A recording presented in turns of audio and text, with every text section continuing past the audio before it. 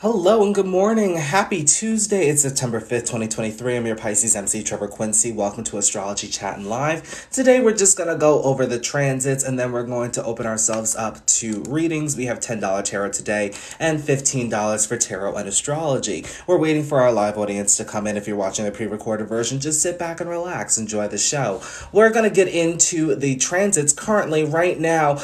Jupiter went retrograde, I believe, yesterday. So Jupiter is now going retrograde in the sign of Taurus, which means that we need to reevaluate, revisit some lessons in regards to our worth and value and how to expand on that as well. We're also learning lessons how to give back to ourselves, how to really fill up our own cups in a way. How do we value ourselves in that regard as well? Do we find that we are overvaluing ourselves or undervaluing ourselves in any regard as well? Also, this could bring some blessings in regards to material income into our bestow, if in the case that Jupiter is in the money houses, especially 2, 5, 8, and 11.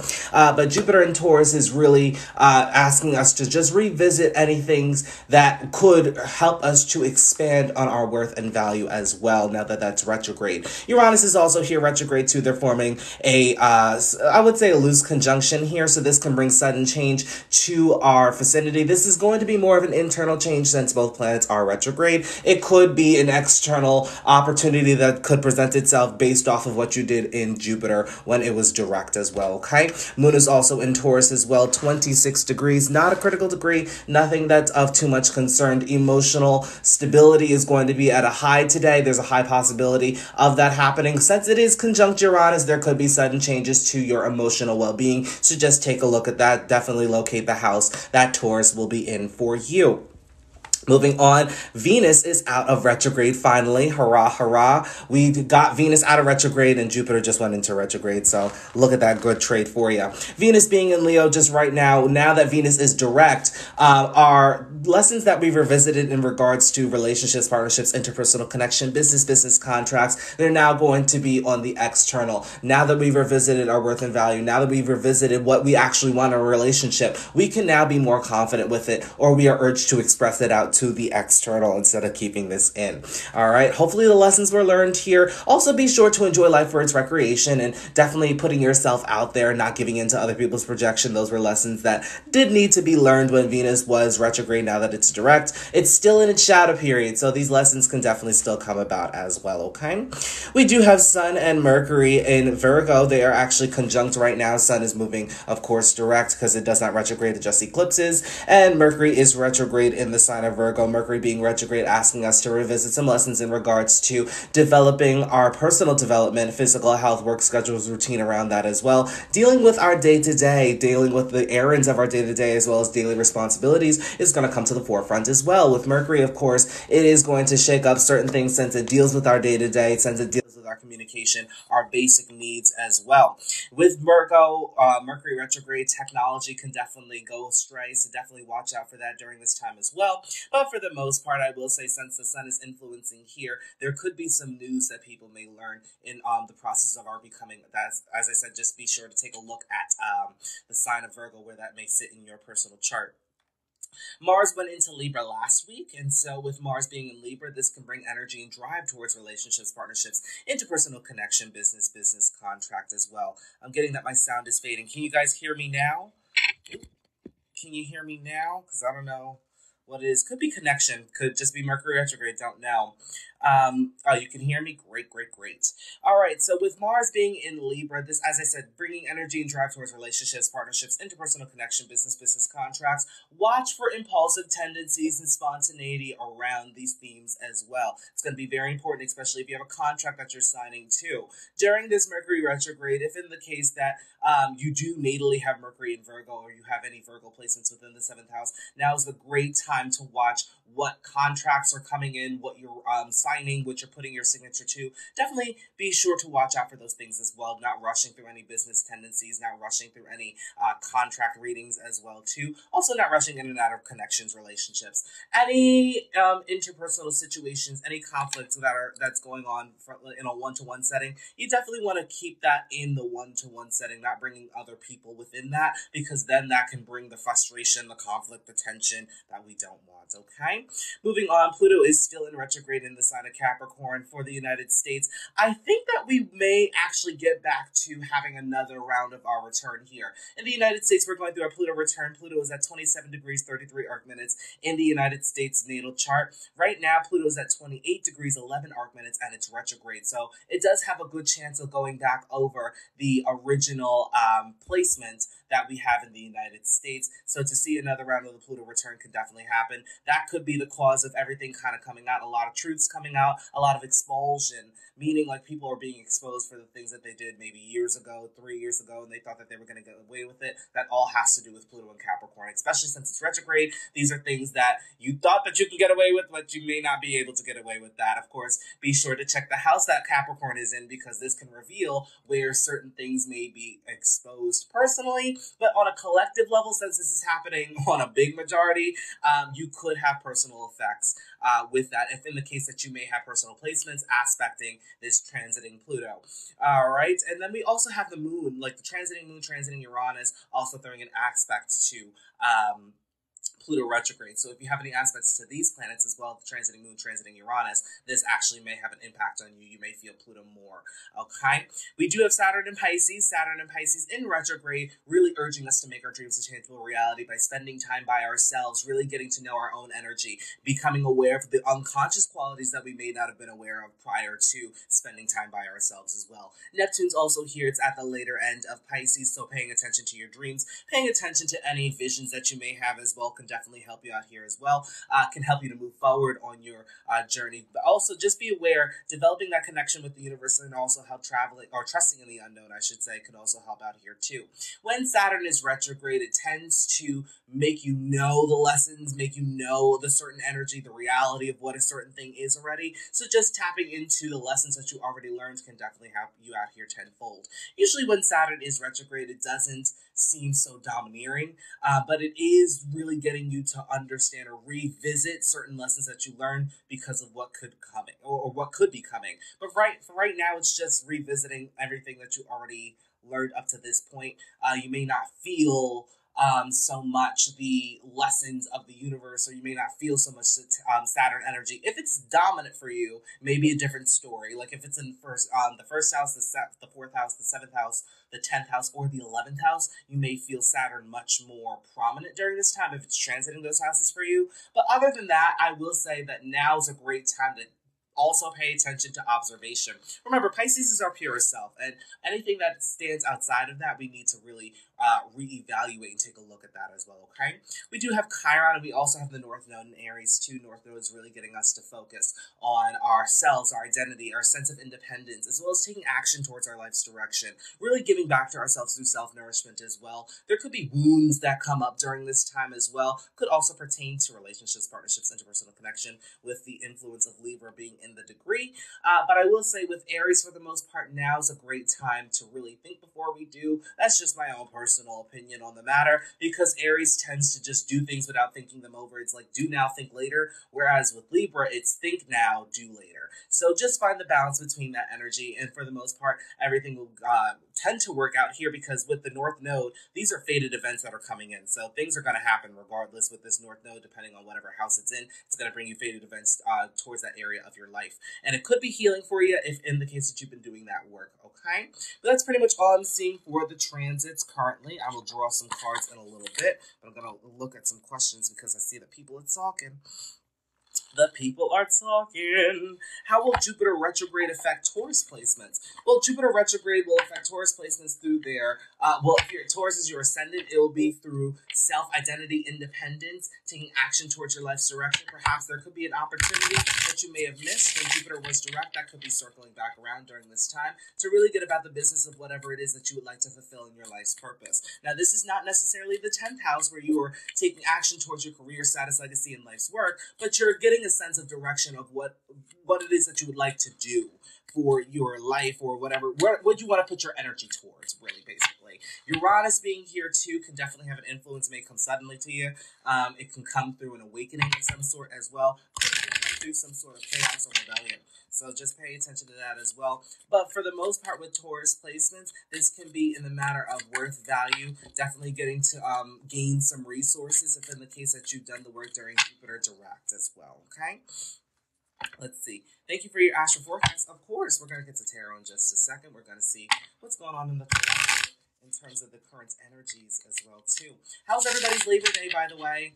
It went pretty good over here. It was hot. It was hot, but I did see The Equalizer 3 yesterday. Not going to hold you. I fell asleep during a good majority of that movie. It was a good movie, but, like, part of it I was kind of dozing in and out right now. All right, let's see here. I see that fulfillment's in the cards for some people. Perhaps maybe they were waiting for an opportunity that could bring them from some financial stability as well. This could probably be an award since Jupiter is in retrograde after doing all the inner work, all the hard work, really healing your heart here too. Perhaps you've gone through a hermit phase or a hermit mode where you really just withdrew your energy and really focused on your healing, and thus that has started the opportunity to come in. Now, this opportunity can be an idea. You could come into this opportunity through, just word of mouth, people sharing news, whatever that may be for you. But it seems as though that we are getting out of this transformation energy, out of this introspection energy, and into some energy that can actually benefit us moving forward, all right?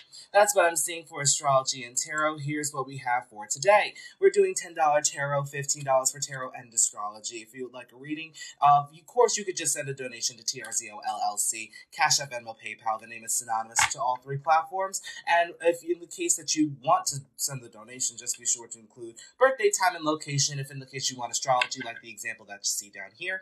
And for international birthdays, just be able to format that month, day, year. And then if in the case that you forget, that's okay, it happens. It's Mercury retrograde. Just send it to my Instagram, TRESCZO. Now, my Instagram is not the same as my Cash App, Venmo, or PayPal, so just be sure to differentiate the two, okay? A great last minute plans day. Oh, I love those. I love when we make plans and then, we go do them and things like that. Yesterday we went to, was that yesterday or was that Sunday? Yesterday I went to Bath and Body Works. Or was that on Saturday? Nope, Saturday I went to Bath and Body Works. Or Sunday I went to Bath and Body Works. And then we went through, just driving on the highway. We chatted, my roommate and I. And then yesterday I went on a hike, and then I got breakfast, and then I went to go see The Equalizer. It was a good day. I think it was a good day overall. I'm ready for tomorrow, because Big Brother comes on tomorrow, and I've been interested in that. Does anybody watch Big Brother or The Challenge or anything like that? I love me my nice game shows, and I've been watching them lately. But I will say I'm ready for that tomorrow, ready for the challenge tomorrow. Now here where I am currently, they have a whole channel for the challenge. Samsung TV Plus kind of has it, and so I've been watching that, and I love game shows, I'm not gonna lie. Let's see here. Everybody's quiet today, so we're going to see who's here currently. If in the case, by the way, that you have any questions pertaining to astrology, numerology, tarot even, feel free to ask. We're going to be here. We're just waiting, though, for people to come through. We're just waiting. We're just waiting.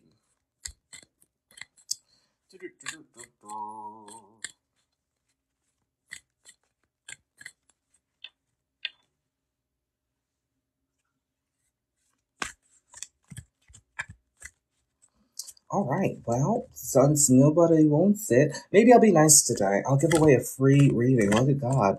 Maybe I'll give away a free reading. Who would want a free reading? If anybody would want a free reading, maybe I'll give that away today or a Labor Day sale. I'll give you a Labor Day sale. One lucky person will be able to get a free reading. Look at God. Ooh, I want one free or not. Oh, well, thank you. See, now everybody's chatting. Now everybody wants something. I see you coming in. You guys are slick. But as I said, I'm gonna have to figure out a way on how to get it, because I knew that people were gonna say something, but I just need to figure out how I'm gonna give it away, because I'm guessing a number is it's too basic, I have a Capricorn Moon 6th house and Virgo 3rd. House, how can I be affected? Affected by what specifically? Also, I recommend you guys looking at whole sign. You could look at Placidus because it's how it affects you on a psychological level. But I recommend looking at whole sign because then that gives you a broader perspective of how the planets are going to manifest, how things are going to play out. Virgo Mercury, I meant. Oh, okay. So are you a Cancer ascendant? If so, same.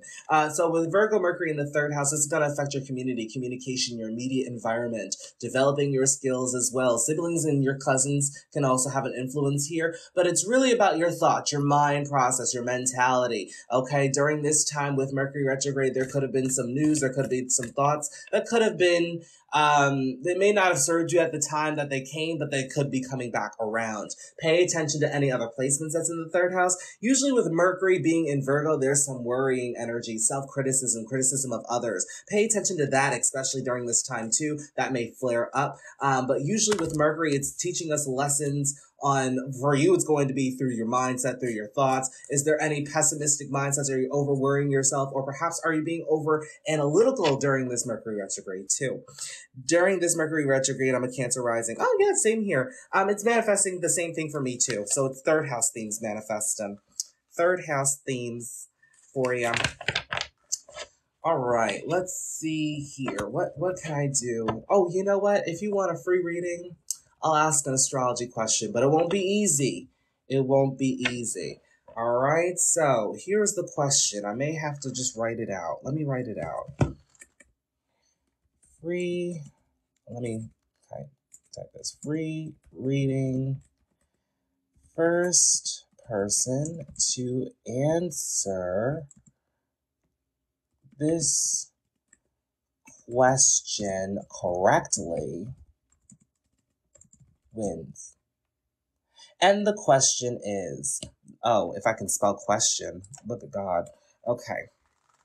How is love and money for Taurus risings? So love and money for Taurus risings right now, that would be, you would want to look to Venus. Venus right now is in your fourth house. So it all has to do with comforts, happiness, bliss as well. Also dealing with your feelings and your emotions, feeling them through, listening to your intuition as well, becoming more confident on expressing your authentic self, who you are at a foundational level. Expressing that out is how you can really cater towards love and money. Also, self-care is going to be more beneficial. Now, Venus is out of retrograde, so it's not going to be this introspective energy anymore. Still in its shadow period, so you still may learn some lessons. But I will say with Venus direct in the sign of Leo, expressing your need for comfort, expressing your need for receptivity, or perhaps just giving back to yourself, filling up your own cup on a foundational level, this will definitely cater towards love and money for Tauruses currently, right now. But Jupiter's also in their first house too, so opportunities to give them a sense of direction, really cater towards the things that they want to.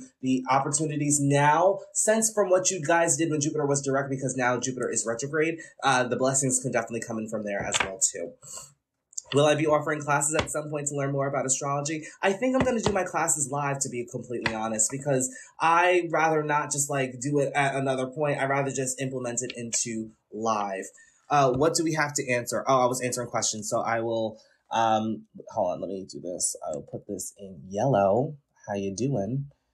That way you guys see it. Is that green? Well, okay, here's the question. Out of the 360-degree notation, what is the 303rd degree? Let's see. Can you see that question? Out of the 360-degree notation, what is the 303rd degree? Remember, yes, we count 0 degrees, but 0 degrees in astrology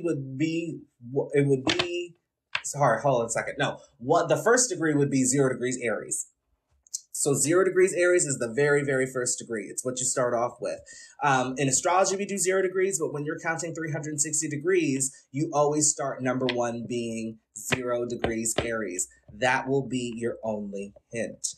Okay, so if the first degree out of 360 degrees is, so let me type that out. So hint, 1 degree out of 360 is equal to 0 degrees Aries. Let me see if I can find that symbol. And this will be the first, actually, you know what? That's how I'll start off my classes if I were to do classes here. Ooh, Gemini, good guess, good guess. Any other guesses so far? If somebody does say the answer, I definitely will reveal how the answer could come out, okay? Or how to get the answer.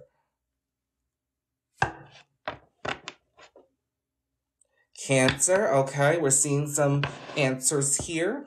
I'm gonna wait until I see the answer. I'm gonna wait.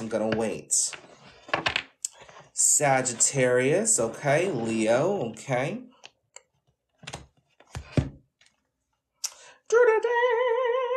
Cancer, okay. Taurus, okay. Is it Aquarius? It is Aquarius. It is Aquarius. Yes, it is. It is. Who is this that I say? We see Biabel to I'm not going to pronounce that correctly. But yeah, you won your free reading. It is Aquarius. It is Aquarius. Now, if you could tell me what degree in Aquarius it is, I don't know what I'll throw in, but you already got it. Brianna, thank you so much. You won. You definitely won. You won. All right, it is Aquarius. So how did we get that? How did Brianna get Aquarius? Well, let's find out. It would be helpful to have like a visual here. Actually, let me put in some lines. We'll put in some lines. We'll have fun here. If I could put in shapes. You got shapes? Oh, we got shapes. There we go. Okay, so for instance, we're going to set up our little chart here. Ooh, can I enter another line? So you're just going to give me one line? That sucks, doesn't it? I feel like I'm using a smart board here. Okay, so this is our very ovular astrology wheel. Is it the third? No, it's actually 2 degrees Aquarius. 2 degrees, 271 would be 0. Yep.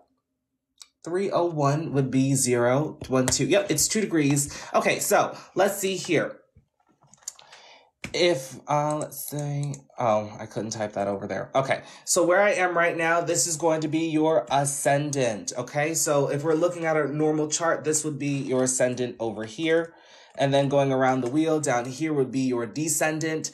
Your IC over here would be your descendant. And then up here would be your MC, your midhaven. I would label it, but like, it's just not giving me the opportunity to do so. Let's see here, draw a text box. All right, we're going to be over here. This is going to be your IC. If I could just go down a little bit.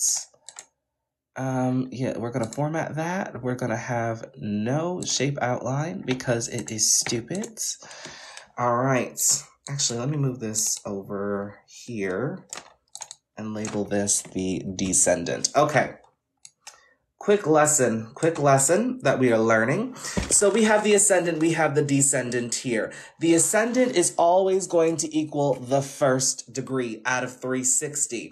Whereas if we learned in math way back when, a straight line, straight angles are always going to be 180 degrees. So 180 plus the first one will mean that the descendant always equals 181.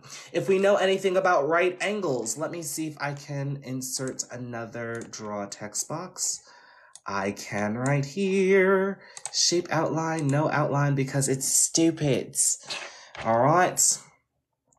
So if we know anything about right angles, we would know that the right angle would be the first to the 4th house. That's your first right angle in the chart. Right angles represent 90 degrees. So your IC, which is your first right angle, would be 91 degrees out of 360.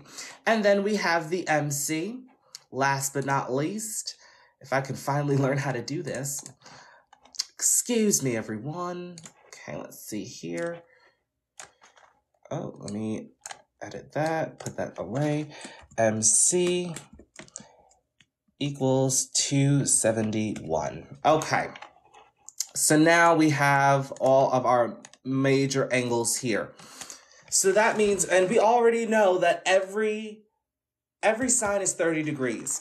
So if your first sign, your ascendant, starts at number 1, that's the first degree that you're counting, you want to count to 30 for each sign. So in each quadrant, which we see here, it would be 3 signs. So within that quadrant, let me click on here. Can I click on here? And then we're going to do draw text box. This would be first quadrant equals 3 signs, each 30 degrees. All right, let me go to insert symbol right here. Okay. So if each sign is 30 degrees, by the time, what we can do, since I was asking for the 303rd degree, what we can do is we can actually skip to the MC since it's at 271, and we know that each quadrant represents 3 signs. So we're already in this quadrant. So it can only be Capricorn, Aquarius, or Pisces, since traditionally the MC rules Capricorn. So if Capricorn is 30 degrees, 30 plus 271 would give us 301. So from 271 to 301 on the 360 degree notation, that would be Capricorn. Aquarius would represent 301 through 331. Okay. Now I could write out, let me actually write that out for you so you guys get a little bit of an understanding. Let's see here. Let's go to format. Let's first do this. And then we are going to draw a text box so that you guys know the 360 degree notation. See, we're learning something new. Can you guys see that here? Learning something new with 360 degree notation. Aries equals 1 through 31 degrees. Let me go here and get the degree symbol. Taurus equals 31 through 60. Oh, wait, hold on. 1, 2, 3, 4. So it's 1 through 30. 31 through 60. Let me Control C this and Control V that. Gemini equals 61 through 90. Cancer. Girl, it's Libra. It's not Libra. 303 degrees out of 360. It's not Libra. How do we get to Libra? Explain, elaborate. 91 through 120. Leo is 121 through 150 degrees. Oh. We have Virgo equaling 151 through 180 degrees. So for Idol said that it was Libra. I'll leave that empty because I do want Idol to explain how we got to Libra. Okay, that was 211 through 240. Sagittarius equals 241 through 270. Capricorn, that's not how I spell Capricorn, but Capricorn equals 271, as we said, through 300 degrees. Then Aquarius represents 301 through 330 degrees. And then we have Pisces, 331 through 360. Look at God. All right. Thank you for the heart. Thank you. Thank you. All right. So that's 360 degree notation. Let me just bold that so you guys can see it. Yes. It's very interesting to learn 360-degree notation. Is it needed? No. But it does help you to know where things are in terms of quadrants. Now, it also helps you to learn where the degrees are in their own individual thing. Now, I know that we go through decans, and you may use decans more than you use 360-degree notation. But it is beneficial to learn 360-degree notation. Not just for the quadrants and not for anything else, but if in the case that you just want to be secret and tell your friends that you found a nice little party trick, now you know how to do that. Okay? Oh, let me just, all right, just a little bit. But now we got 360-degree notation. We did our own little math problem. I felt like I was back in like 7th grade math, you know? But, okay. So now that we know what the 360-degree notation is, we can actually go back up to the start. But that was the little lesson that I have for today. If in the case that you like these, let me know. I could do more lessons. I can plan things out with this as well. I feel like we did a little math problem there.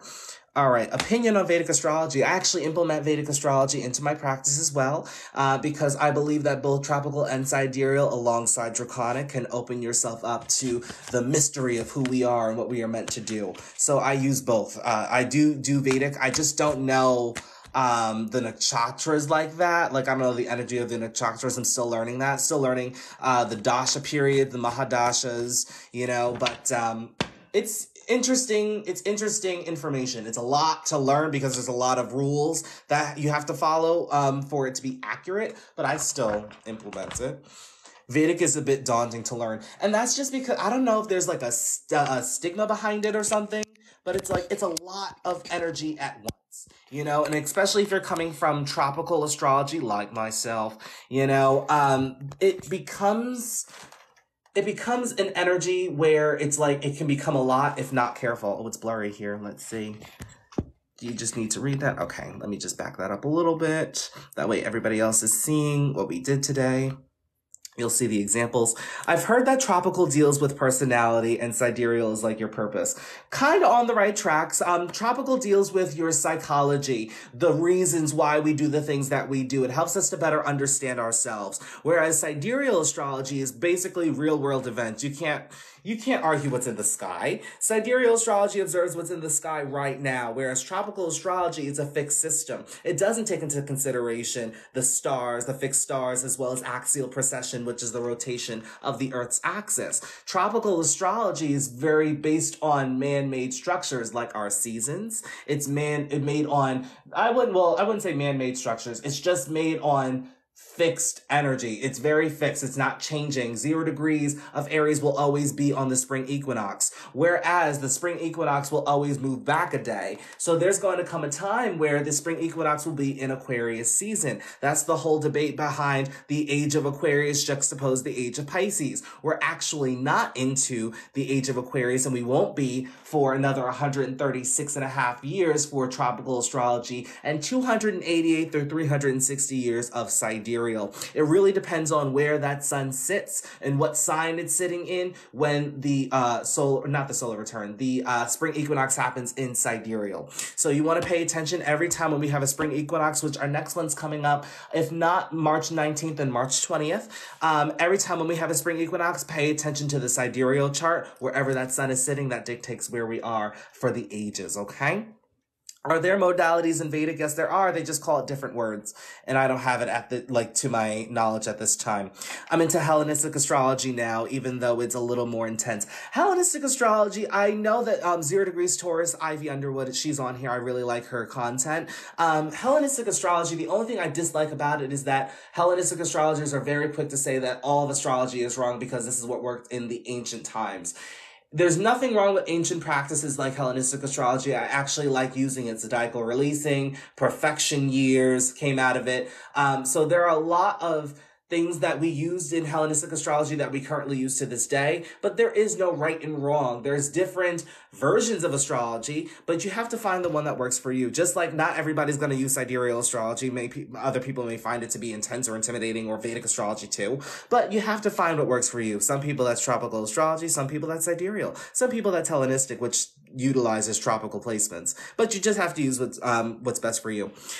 Do you know what Venus 0 degree Taurus means? Yes, it's a critical degree. Venus is is at home, which means it's in its purest energy.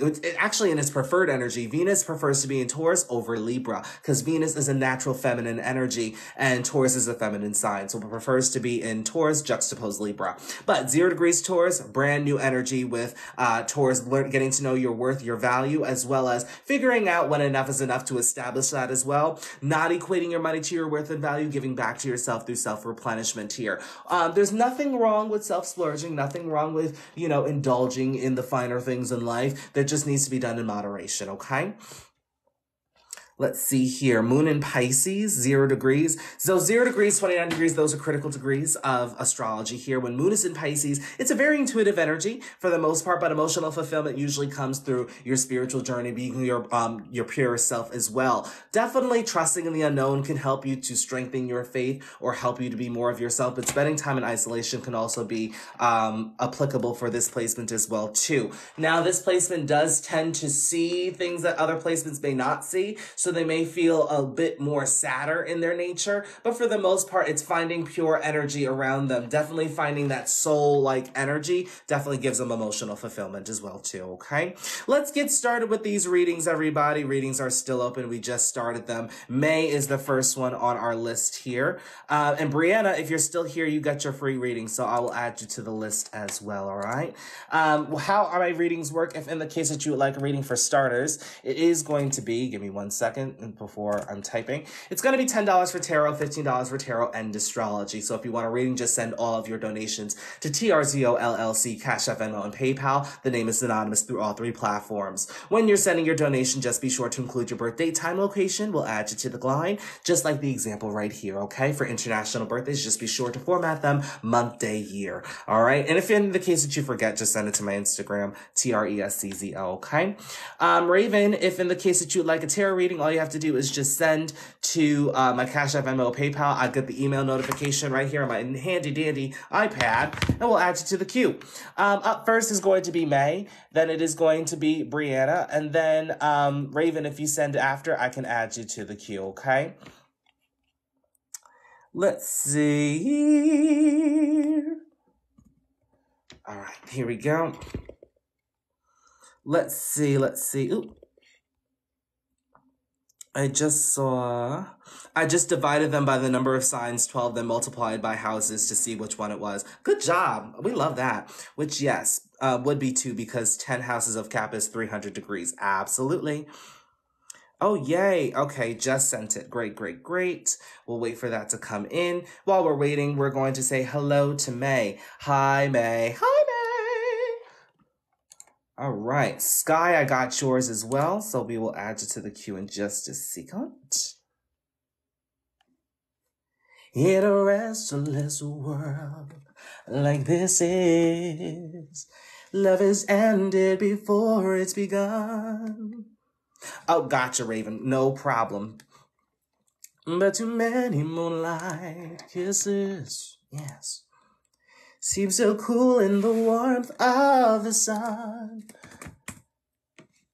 Okay, Columbus, Ohio. What a town, what a city. We built this city on rock and roll. I'm sorry for giving you guys a little shake there, a little, whoa. All right, here we go. Hi, May. Hi, May. Okay, Virgo Ascendant. Here's what we're going to do. Here's how it works. I'm going to see if you have any critical degrees. What are critical degrees? Critical degrees are degrees of significant importance. If you have a critical degree, it's really important to pay attention to the sign and the house that they are in. That is a sign in the house. Any placement that transits your critical degree placement, fated events will happen. You may attract in certain people, places, things, the nouns. Whatever it is, it's helping you on your journey to evolve and grow, okay? So paying attention to those critical degrees and the lessons and the messages that they may send is going to be very important for your growth and your journey as well. We love the Wheel of Fortune, by the way. All right, here's what we're seeing for you, May. Sun 18 Gemini, Moon 21 Aries, Mercury 5 Cancer, Venus 3 Leo, Mars 24 Libra, Jupiter 26 Aries. Jupiter is at a critical degree. Saturn 12 Taurus, Uranus 16 Aquarius retrograde, Neptune 4 Aquarius retrograde, Pluto 8 Sagittarius retrograde, North Node 15 Leo retrograde, Chiron 29 Scorpio retrograde. Chiron's at a critical degree. Ascendant 18 Virgo, MC 17 Gemini. As your MC's at a critical degree. Your ascendant sits literally right on top of my North Node. Degree, arc minute, everything. Meant to tell you that. All right, here we go. Let's see what we're seeing up here. Major focus for your ascension in this lifetime is going to have to deal with your day-to-day responsibilities, daily operation and events, work schedule routine around personal development and physical health, okay? Watch for self-criticism, criticism of others as well. You're definitely moving towards becoming the best version of yourself possible. Chart rulers in the 11th house, so friends, groups, networks, organizations, the execution of your future endeavors will also be applicable themes for your ascension. It is important that whatever you're executing for your future endeavors, that you have emotional resonation towards it. Otherwise, it's not going to make the cut. It's going to get the chop, okay? It may not have the same feeling behind it, may not have the same inspiration behind it. Nevertheless, a lot of ideas. Be sure to listen to your intuition for which ideas to go after at that specific time, okay? But with Mercury being in Cancer, education definitely could have been pushed in the home from early on. Definitely could have had parents that insisted that you further your studies, further your education moving forward, okay? You will have a lot of support, a lot of emotional support around you. Just watch for spreading misinformation and gossip, okay? Could definitely affect you at a foundational level here. Moving on, we have Mars and Libra in the second house. There's a lot of energy and drive to build up your material possessions, material income as well. Just be sure not to over obsess or impulsively spend. Be sure not to impulsively going after specific opportunities that are just going to bring you money, okay? May not work out for you here. A lot of tension can come about through figuring out your worth and value. You may feel tested from the universe from time to time within these specific situations. Ask yourself when enough is enough. That can help you to establish your worth and value moving forward. With Mars being in Libra, this can also bring tensions and conflict from within relationships, partnerships, interpersonal connection, business contracts as well. Be sure to dot your I's and cross your T's within any contract as well. But during this time, I will say with Mars and Libra, you're about to have a Mars return here. Really, I will say here, really pay attention to what it is that you want to direct your energy to and basically take your time. Remember, with Libra energy, you think now, then do later, juxtapose Aries energy, which you do now and think later. Now you have Jupiter and the moon in Aries here too. It is really important that you don't rush through your healing journey. It is going to have an influence on your monetary income as well as developing your worth and value here too. With moon in Aries, you need to face your emotions head on. If in the case you bottle this up, this can lead to violent outbursts and lashing out. We wouldn't want that, okay? There's a lot of wisdom to gain through your transformation, which means you need to prioritize your healing journey. Going below the surface, accepting the darker aspects of life, making peace with your past, letting go of what no longer serves you, letting go of what no longer is in alignment, which in turn puts you in alignment with your dharmic path, the path that you're meant to be on, okay? Any wisdom that does come from your healing journey, you're meant to share that with others and also implement it into your own journey too. That's what's going to help you to step into your power here. But once you do that, that's actually going to give you balance within your worth and value. It's also going to help you to feel more deserving what you're already deserving, okay? But it's going to give you more energy and drive towards your second house themes as well, too. Definitely could be a great position for any artistry, okay? Because Venus has an influence over that second house here, too.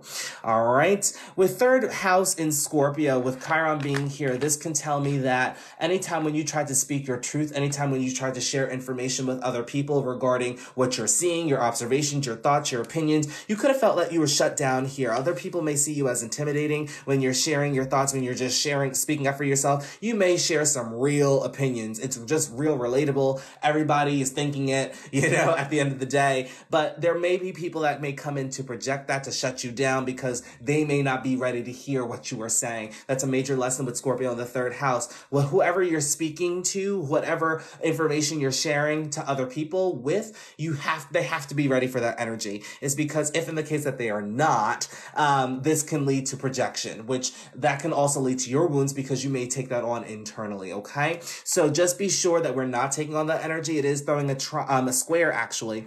It's more of a trine, I'm not gonna lie. It's throwing a trine to or to Venus here in your 12th house, which could bring in people that may not have your best intention at heart, people that can see something within you before you see it within yourself, which actually goes to that second house, making sure that you are seeing your own worth and value, because here with Jupiter in the 8th house, other people definitely see the value that you bring to the party, okay? They see what it is that's within you. You just have to see it within yourself here, okay? Once you see it within yourself, you're going to learn not to give into this projection at all. It's going to help you to stand in your power here. So just stand firm in whatever it is that you're sharing, but just be cautious of who you're sharing that to, knowing that they're ready to hear whatever it is that you have to say. That'll help you to heal not only yourself, but to heal other people in the process, okay? With Pluto in Sagittarius in your 4th house here, transformative upbringing definitely could have been intense and transformative. Any situation that you went through early in childhood here. Be sure, first and foremost, to face your emotions head on. That tends to be a repetitive theme for you because there could be some potential opportunities for you to kind of like run away from things, run away from your emotions instead of just dealing with them.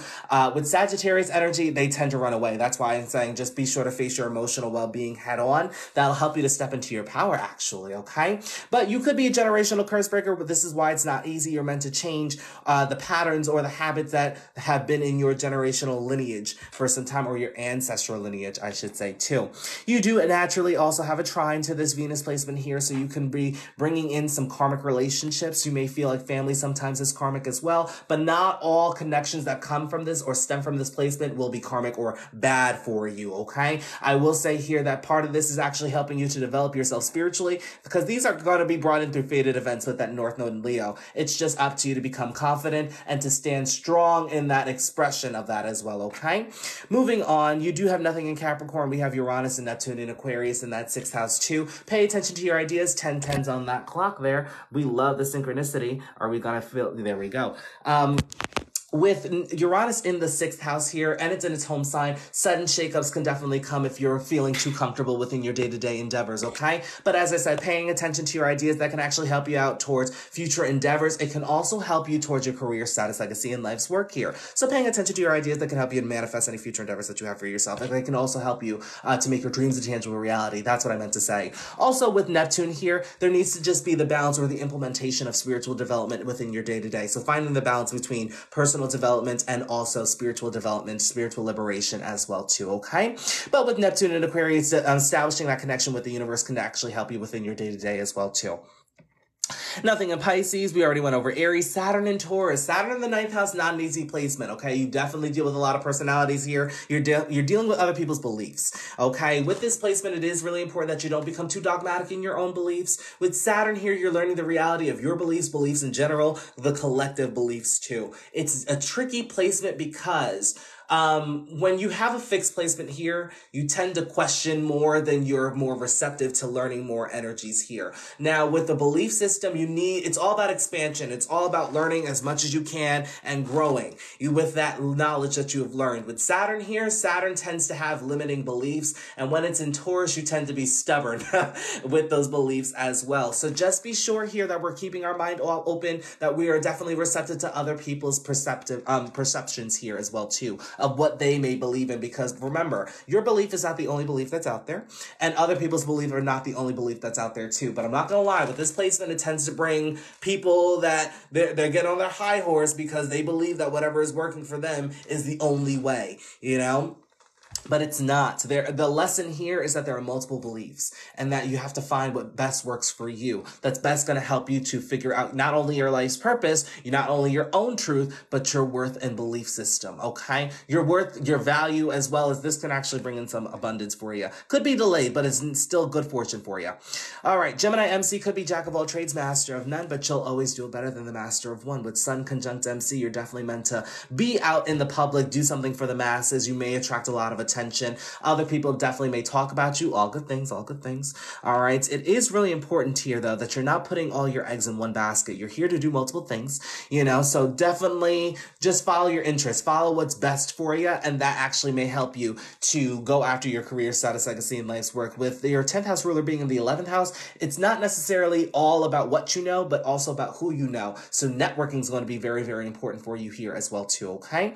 Mercury and Cancer already went through that. Venus and Leo already went through that. That North Node in Leo, though, you're definitely meant to build up your confidence, put yourself out there and express yourself and stand confidently in who you are in that expression of yourself and not give in to other people's projection, not giving in to self-sabotage as well. Okay. Because right now you're having a Venus return. You're really learning what is beneficial or more important to you in your spiritual journey, your spiritual development too. Okay. Remember, just finding balance, implementing that within your day-to-day. That's really all the universe asks of you. Okay. But you can shine bright, shine far, because I see that star in your chart as well too. But that's all I'm seeing for astrology. Let's get to tarot.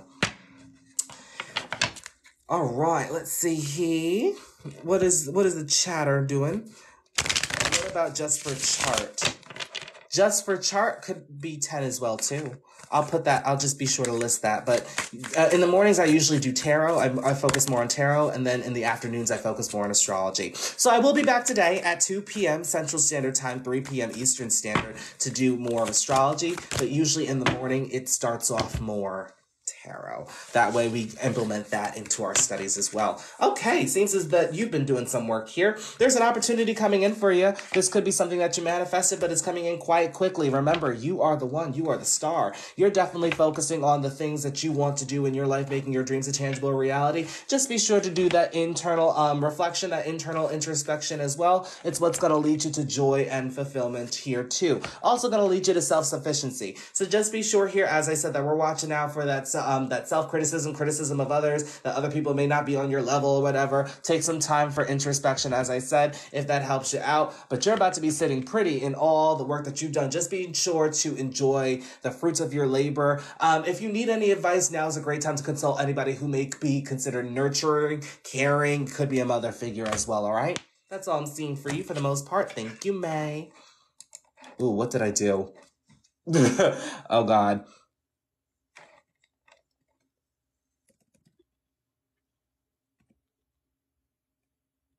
Oh,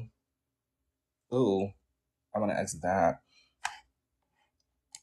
Yeah. Oh, there we go. Because I was like, what the heck did I do? All right. Not me learning how to use a computer. Anyway, where do I pay you? So let's go here. $10 tarot or astrology. And then 15. Give me 1 second. I'm just going to lower this.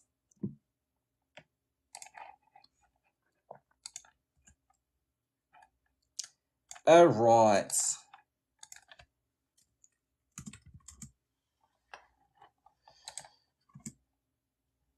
All right, so it's going to be $10 for tarot or astrology, and then $15 for tarot and astrology. You can pay me at TRZO LLC, Cash App, Venmo, PayPal. All the platforms, the name is synonymous, okay? Just be sure to include your birth time, date, and location. We're going to add you to the queue, just like the example that you see below. For international birthdays, just be sure to include your month, date, and year. Just format that in that exact format for me. That way we don't get confused. And then if you forget, you could just always Instagram the information. All right, let's see here. Is Brianna still here? Sky just sent on before the reading here, but the reading is still open. It is still open. The readings are still open. All right, so I'm getting Clinicia.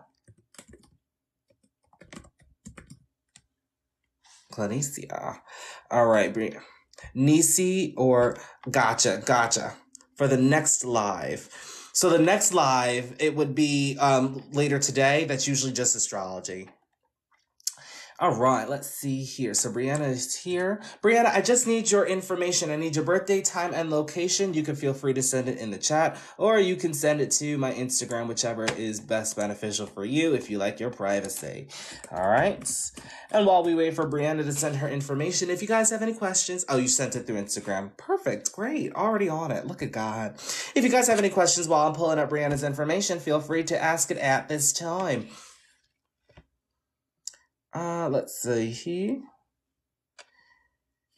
You said you sent it to Instagram. Just needed to load. Currently watching your TikTok. Paid for reading. I can't wait. Oh, I can't wait for you either. All right, let's see here. Brianna is here. All right, let's see. Santo Domingo.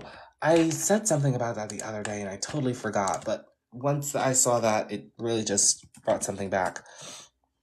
Now, Brianna, I do want to ask you a question. Since you were born on 7/11, if you were to go to a 7-Eleven, do they give you a free slushie? Or 2 free slushies, since it's 7-Eleven day, they're already giving away free slushies. Do they give you a second one for free? If so, is it good? Do they choose the flavor for you, or do you choose the flavor? All right, here we go. Pisces. They do every year on my birthday. Look at God. But don't we just love it?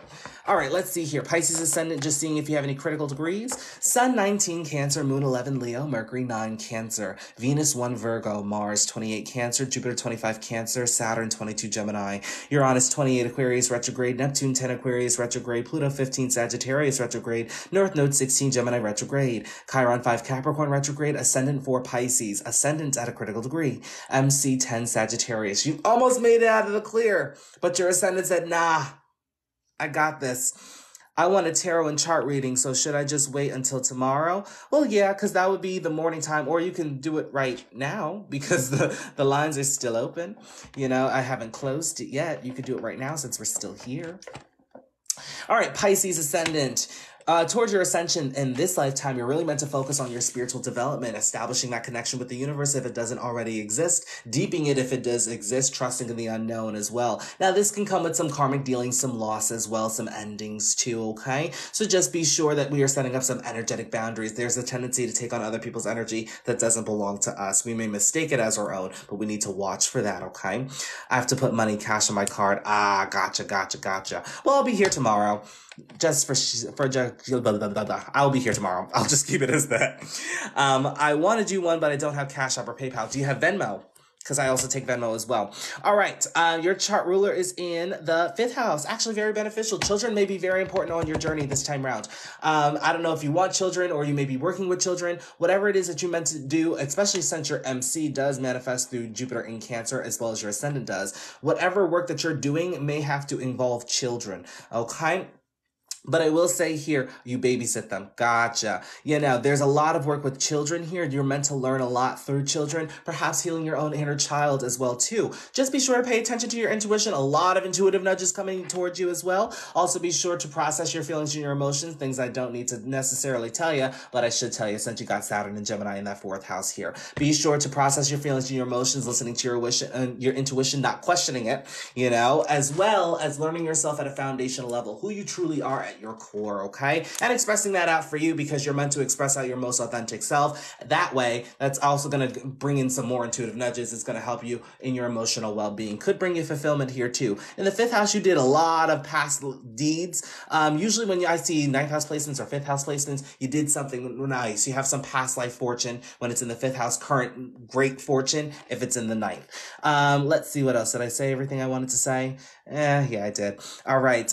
Aries, just be sure to watch out for frivolous spending when Aries is on the 2nd house cusp, as well as Leo and Virgo, Leo and Sagittarius too, but there's nothing in here, so I'm not really concerned with that. Nothing in Taurus, Gemini, North Node and Saturn here. So with Saturn in the 4th house in Gemini, you definitely could have come from a family where there wasn't a lot of nurturing, love and care. You may have wanted that, but it may not have come in the way that you wanted. So that's why I say learn yourself at a foundational level. Definitely process your own feelings, your emotions. With this placement, it's kind of like you're reparenting yourself in a way, but you're not being that disciplinarian. You're not being that strict parent. You're more being the loving, the nurturing parent. So you have to give that to yourself. But usually with this placement, they do tend to attract a chosen family, a family that is meant for them. Doesn't necessarily have to be your biological family. It usually is different people. Sometimes it could be the people that you grew up with. You never know. But I will say here, learning those lessons and really catering to nurturing yourself and giving yourself the emotional fulfillment that you've always wanted, that's usually when you start bringing in other people. You are destined for that too as well, moving more towards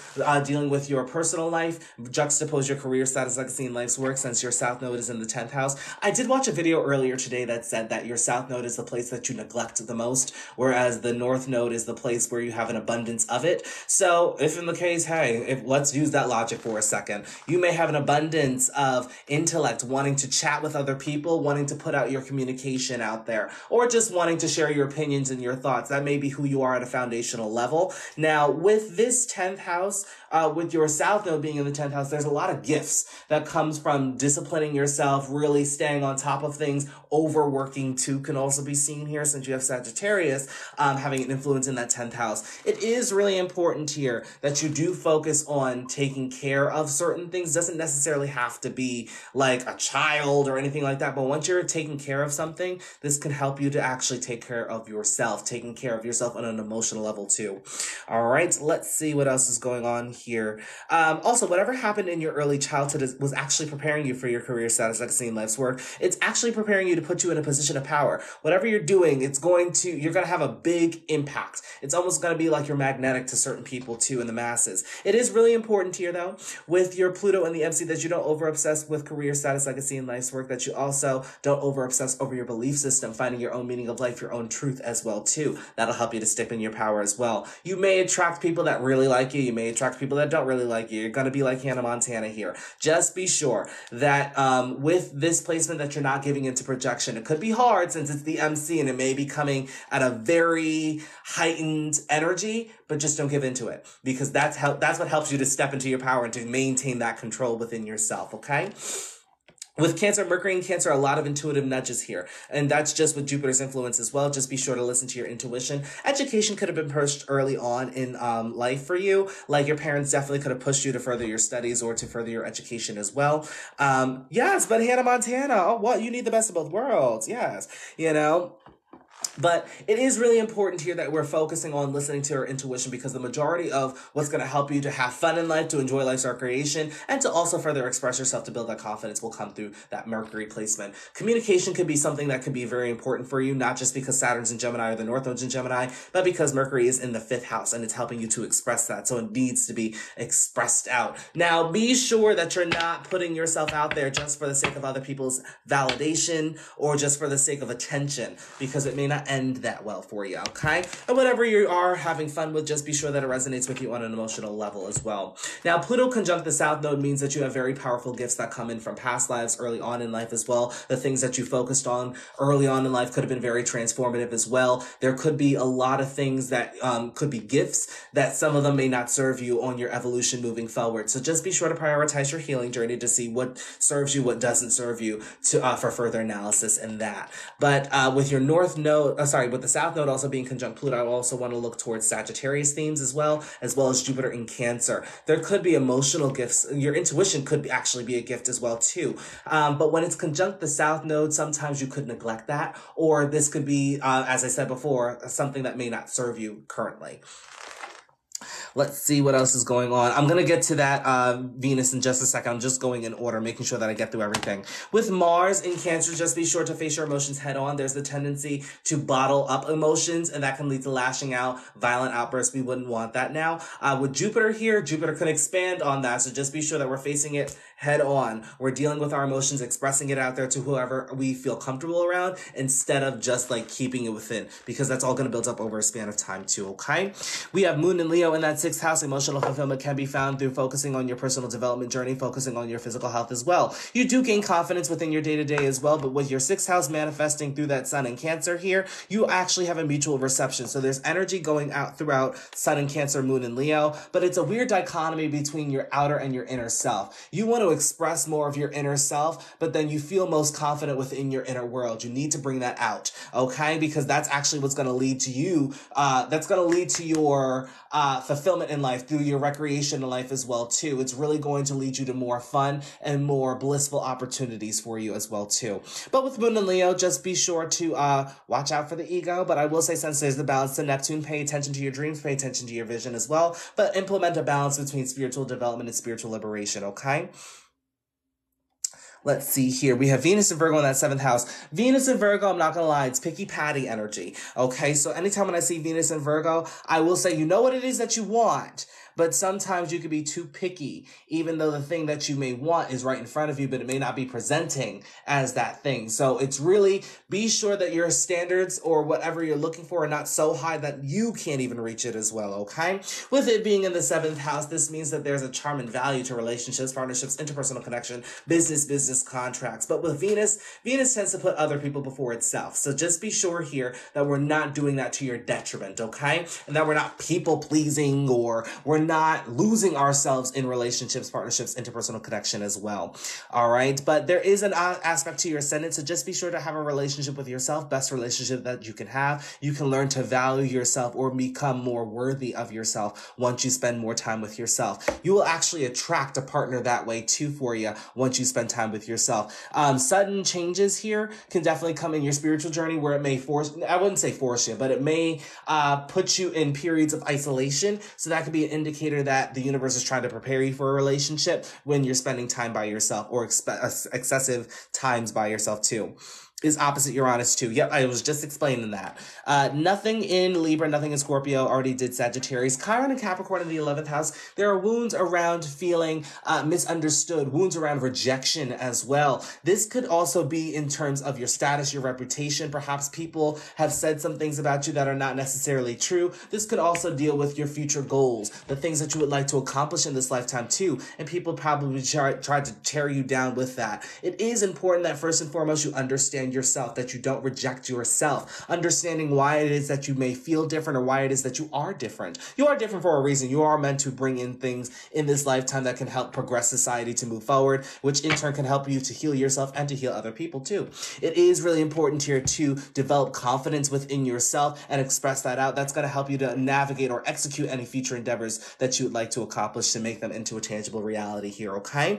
Also, be sure to actually take action after the things that you want as well too. Since Capricorn is the lessons of hardships, it's also about putting in the work to get what you want. Work and effort is going to be required, and the confidence is also going to be required there too, all right? Now, it is throwing an aspect to yourself, so just be sure here that we're better understanding ourselves. As I said, it's just be sure to understanding why you may feel different, understanding yourself, understanding why it is that people may be projecting. So it's kind of like taking yourself out of the situation, but looking at it from a bird's eye view, okay? And then last but not least, before I let you go, we have Neptune here. We have Uranus here. I already talked about them a little bit, but I'll go more deep in depth into them. You do want to pay attention to your subconscious, paying attention to your dreams, your visions for the future as well.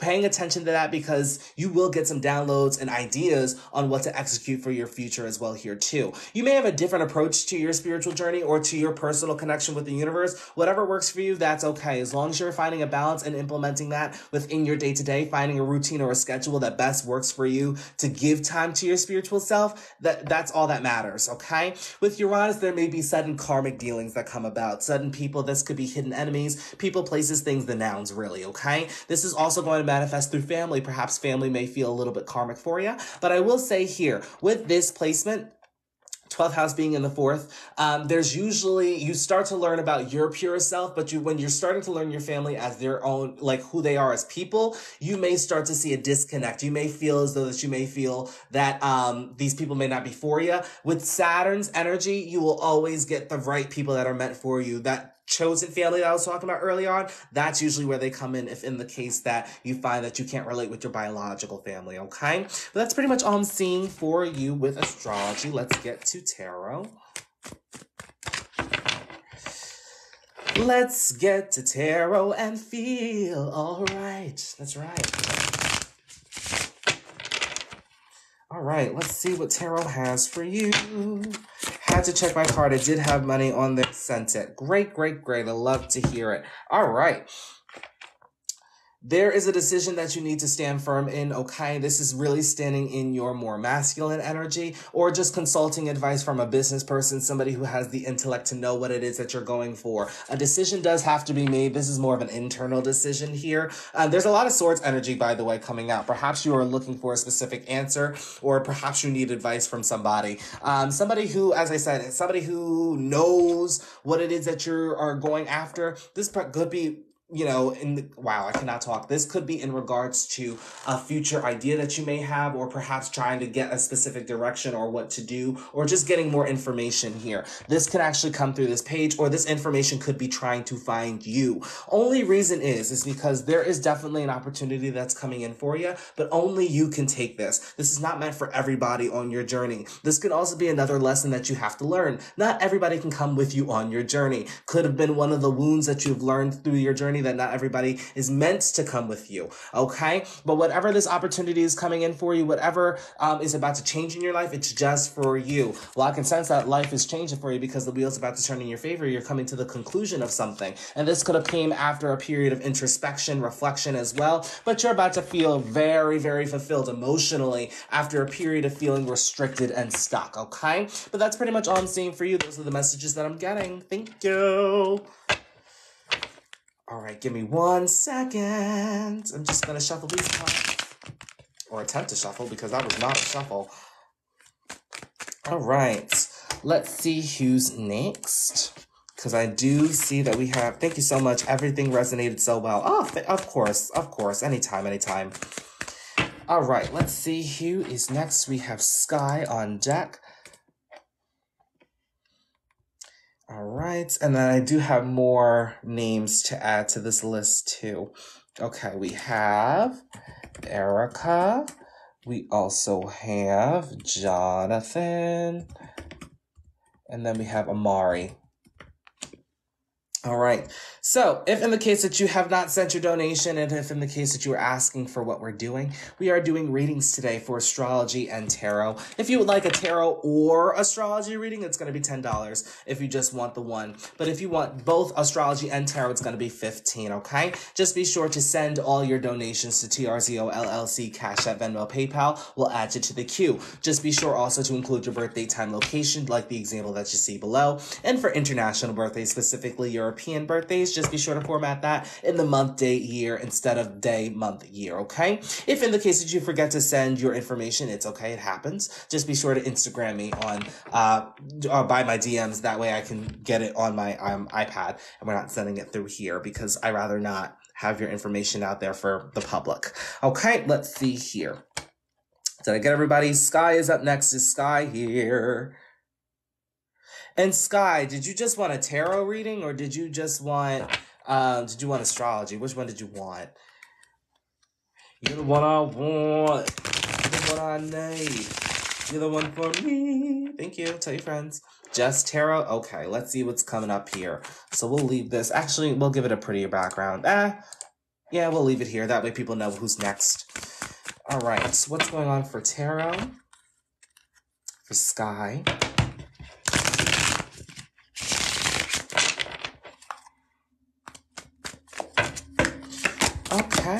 Okay. It seems as though that you've been putting in the work for something. Perhaps maybe you feel like you have a lot of weight on your shoulders here for whatever you're doing. There's definitely an opportunity coming in. You've been putting a lot of effort into a manifestation or to make something realistic per se. And you've had to be strong. You definitely had to endure a lot during this journey as well. But whatever is coming in for you may be something that's unexpected, something that you may not take at first glance, but you have to look at the bigger picture here because it's going to lead you to the fulfillment that you're seeking, okay? Right now, you may be balancing certain things out within yourself. Could be your worth and value. Could even be financial as well, too. Could be some lessons. You could be doing some inner healing as well, too. All of this is leading towards financial fulfillment for you. Happy life, happy wife, happy home.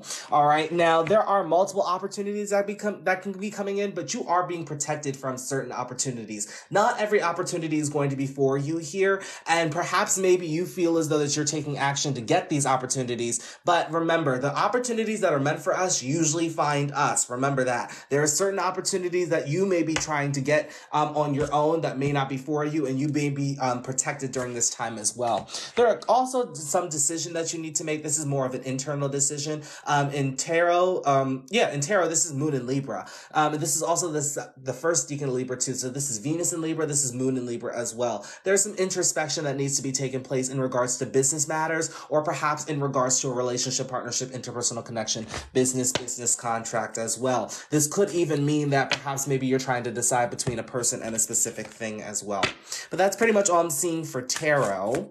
I'm going to get some clarification, by the way. Just going to get some clarification. I need some clarification. And I have it's weird. I have the taste of yogurt in my mouth. How much for tarot? Tarot's going to be 10 doll hairs, okay? Yeah, okay. At the moment, you could be seeking emotional fulfillment. You definitely could be seeking some fulfillment, just fulfillment overall. You could just be seeking this for yourself. And it's coming. You're moving towards calmer waters here. But remember, let's get out of this lack mindset. If in the case that you may be in a lack mindset here, if in the case, and you have a crush on your boss. Ooh, interesting. Okay, so this may be relational here. You could have some internal thoughts about that. However, just keep in mind what's going to bring you that emotional fulfillment, because it does seem as though that you are moving towards calmer water here. If in the case, I don't think this is about money, but like I will say, if it is about money, you may feel as though that you're out in the cold, or money may not be coming in as quick as you would want it to. In terms of valuing yourself, you may be confused as to what to do, what action to take next. I will say 5 of coins energy. Let's see here. That's the first decan of Taurus energy. So it's Venus and Taurus. But I will say, be sure that you're not restricting yourself. Oh, also finding a balance between giving and receiving can also help during this time. Perhaps if you're giving a lot of your energy and you're kind of wondering where everything is going while you're not receiving as much, is because that could be an indicator that you need to take time to step back and to really give back to yourself. Remember, Jupiter's going retrograde in the sign of Taurus currently, as well as Uranus too. So now is a great time to give back to yourself, to fill up your own cup, okay? But that's all I'm seeing for you for the most part. Thank you.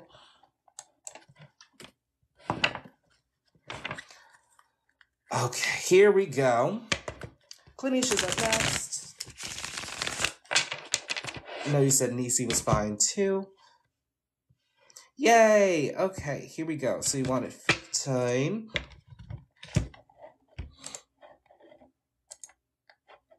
I don't know why I can never click. What a picture. I don't know why I can never click on that. I just have to go through all that. All right.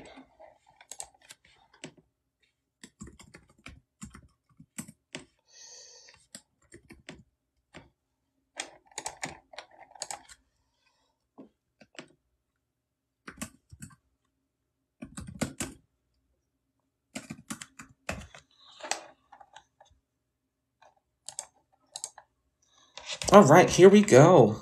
Thank you so much. I definitely needed to hear that. Of course, anytime.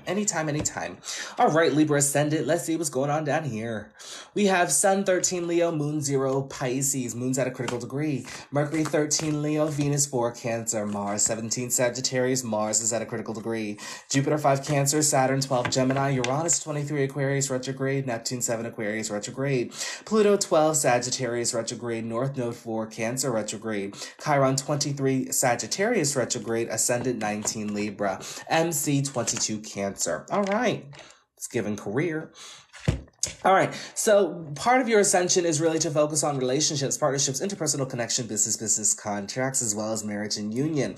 Be sure that you're not putting people before yourself to your detriment, as well as watch out for people-pleasing energy. Remember, having a relationship with yourself is the best relationship that you can have with this placement, especially with Libra being on the ascendant, because Libra tends to put other people, or they may have been taught to put other people before themselves, to the point that they kind of forget about themselves. Okay, now this is the natural opposition of the zodiac here, so everything kind of feels flip-flop opposite. Remember, you are also meant to kind of share your perspective, your story. I don't know if you ever heard the saying, there are 3 sides to a story: your side, their side, and the truth. You're kind of the other side, so be sure to speak up, share your story, share whatever it is that you got going on. Your chart ruler is in the 10th house, Venus in Cancer, for career status, legacy, life's work. That will also be applicable themes for you. It's also conjunct your North Node, so this means that you are going to have a lot of fative events that may come in through other people here, because part of your career, you're not meant to do that on your own. You're going to have other people giving you resources to grow in your career status, legacy, and life's work. But whatever you do within your career status, legacy, and life's work, it needs to resonate with you emotionally. Otherwise, it may not work out, may not have that impact that you would want it to have, okay?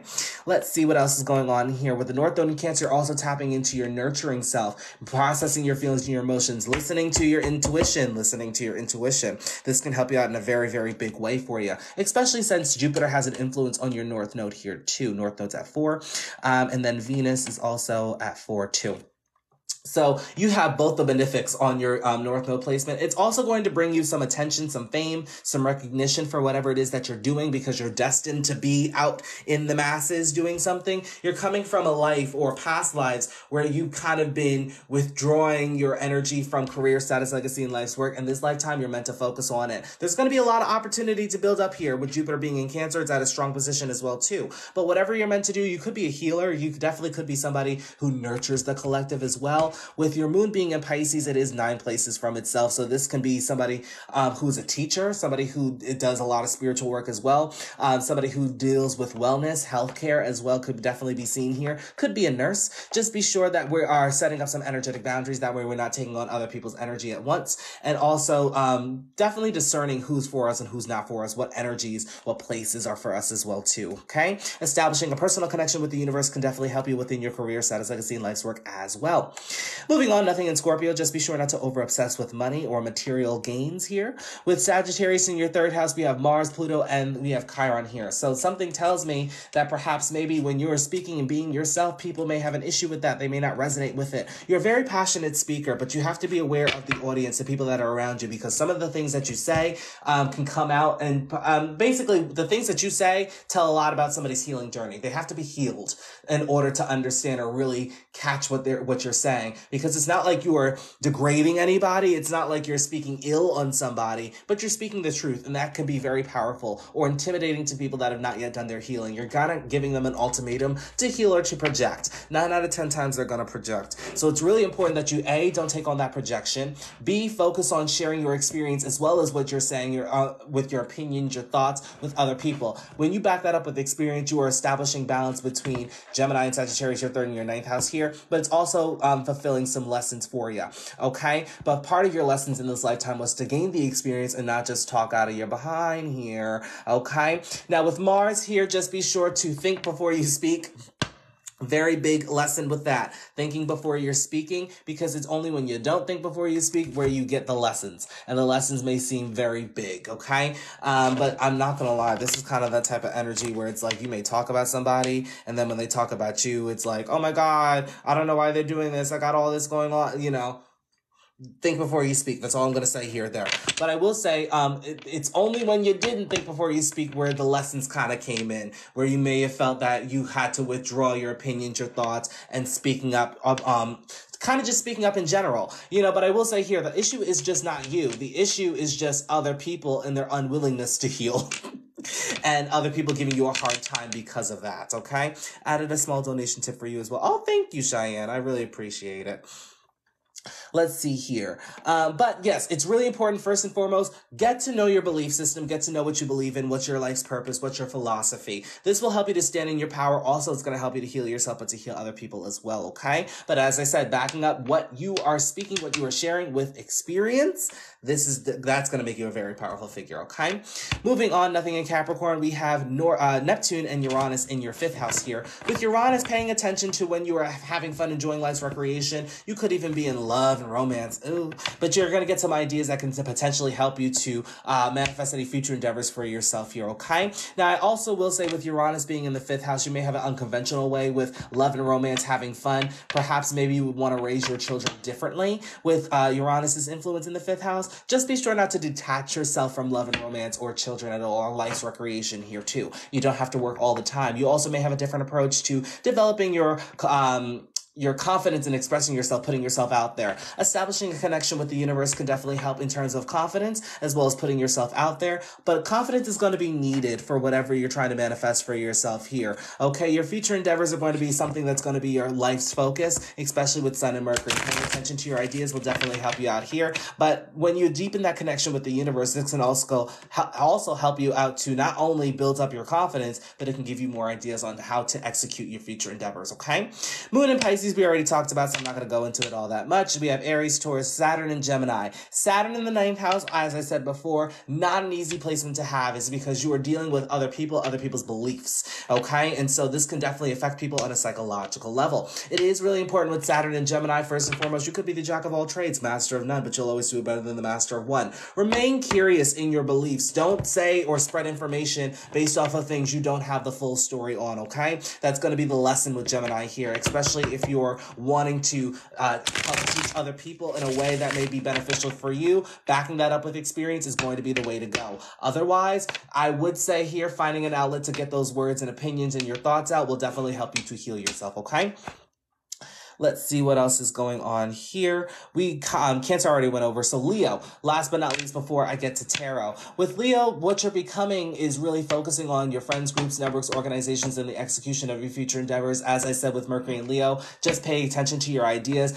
You could be a great speaker, by the way, if that's something that you would like to implement. It does throw an effortless trine to your third house. So if in the case that communication is something that you would like to progress on, or that's part of your mission or part of the dreams that you would like to fulfill, to make your life a tangible reality, that's something that you can implement that can work for you effortlessly, okay? Just remember the lessons from your belief system for whatever you believe, because they're going to play a major impact in your execution of your future endeavors, okay?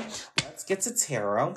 Is this tropical? Thought I had Saturn in the 8th. You have Saturn in the 8th in Placidus. I read whole sign. With Saturn in the 8th in Placidus, you just have to watch out for micromanaging things that are outside of your control. Definitely confronting fears with intimacy, vulnerability, going below the surface, accepting the darker aspects of life, making peace with your past as well. That's what's going to happen to help you to step into your power. With Saturn in the 8th, it can bring a long life, it can bring longevity, but it may not be the healthiest, okay? So definitely watch out to what you're consuming within your day-to-day. Watch for pessimism, a pessimistic mindset as well, okay? Limiting yourself in your healing journey, confronting fears with the healing journey too. All right, tarot. What is that? Update virus protection. Virus protection is out of date. So is this computer. I've had this computer for years. All right, let's see here. Okay. Yeah, you're about to enjoy the luxuries of all the work that you've done thus far. There could be some news coming in, some help coming in from along the way, perhaps helping you on your dharmic path, the path that you're meant to be on, to help you to find certain beliefs as well. Perhaps maybe to help you take some action to become more confident. But I will say there's also an opportunity being presented to you in the near future, if it hasn't already been presented to you, that is really going to bring you emotional fulfillment here, okay? This could have came after a period to where you were introspecting. You were definitely going or balancing any hardships, any lessons that you've learned, perhaps doing that inner work as well, gaining the knowledge and the experience, the wisdom from that certain situation. You could also be in the process of transition, of transformation as well, letting things kind of die out, kind of, move away if they don't serve you anymore. Perhaps maybe you're moving into this energy where you are focusing on your future, the things that you want as well. Now, I will say perhaps with this, with what you're going through in terms of the transition, you could just be crying because you have 2 cups left, or you may feel as though that the resources that are around you or the things that you have may not be enough to get you to that next level. Remember, you have 5 cups. You have those 3 cups down there. Yeah, they fell to the floor. Oh, well, cry about it. You can, wash them off. But remember, you still have 5 cups. So there are things that you can do with those 5 cups that can move you to the next step, okay? I also will say tap into the receptive energy during this time, because when you tap into your receptive energy, you're going to develop balance between giving and receiving, and this is when justice can really be served, and you can actually start receiving a lot of things that were kind of owed to you in a sense, all right? But that's pretty much all I'm seeing for you for the most part. Thank you. Okay.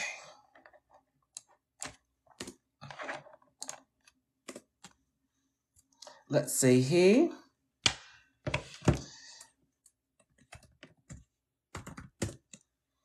Thank you so much. You really connected with everything. Of course, anytime. This is what I'm here to do. All right, everyone. This could be last call because I think, as I said, I am going to be back later. But I just want to make sure that I get as many people as possible. So today is going to be last call for readings.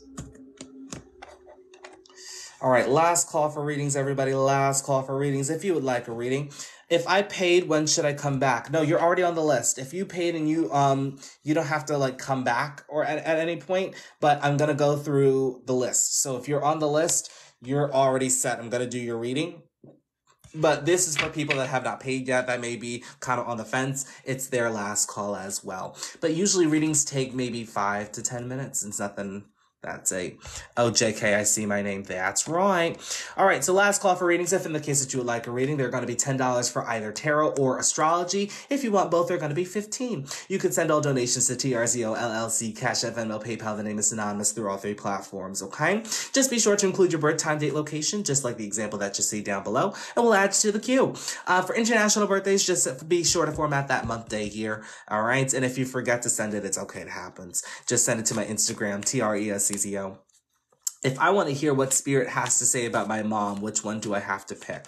That's really up to you. That's really up to you. Tarot would be the more preferred option. But again, that's really up to you. The universe, spirit, God, however you choose to identify it, speaks to you through numerous of ways. So whatever you're feeling resonated with, you can even do both. But I'm not going to sit here and, I'm not going to choose for you because I wouldn't want to give you it through the way that's not going to resonate with you. You know what I mean? All right. So let's see here. We have Erica's up next. Erica. You know what I dislike about Mercury retrograde, and I'm noticing this? I tend to speak more freely and, not kind of stumble over my words, but then Mercury retrograde comes in and I'm like, you know what I mean? All right. Let's see. Erica's here. That's great. That's great. Texas. What you know about Texas? What you know about West Texas? Right. Let's see.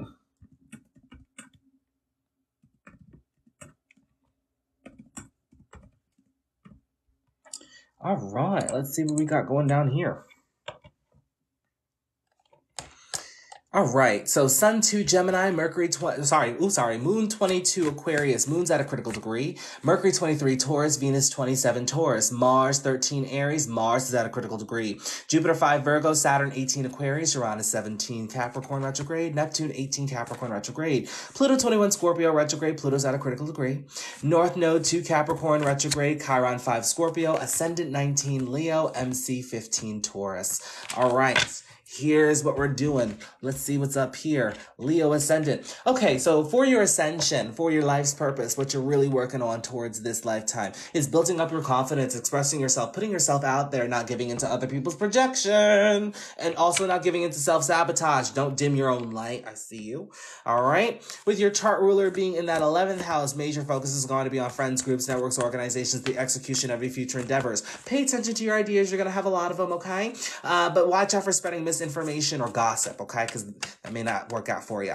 All right. The support may back up once you spread misinformation and gossip on somebody else's behalf or other places' behalf then too.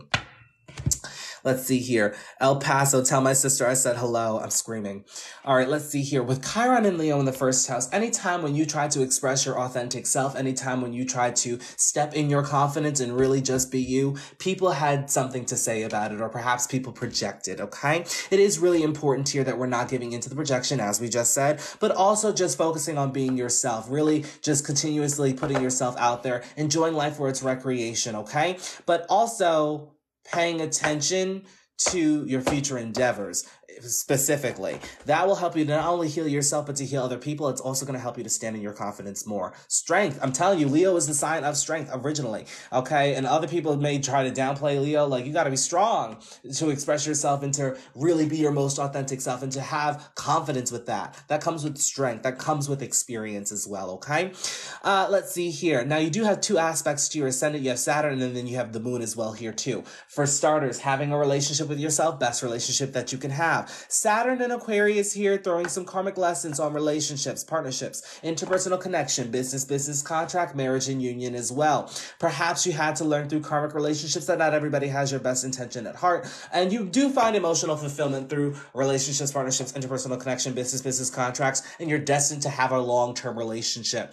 But in terms of a relationship, you do yearn to be understood. You do yearn to, I guess, not feel rejected in a relationship. You definitely want to feel like somebody is is in your corner, you want to have that support as well. Be sure to give that to yourself, and that's usually when it comes in for you. Because prior to this, you probably attracted relationships with people that probably didn't have your best intention at heart, that probably just wanted to be in a relationship for the sake of being in a relationship. That could have been you, but when you learn to have a relationship with yourself, you finally start understanding yourself, learning yourself, becoming more aware of certain things that you weren't quite aware of before. And that's all that Saturn wants you to master, is just having a relationship with who you are, and then that's when you tend to attract other people that are just like you.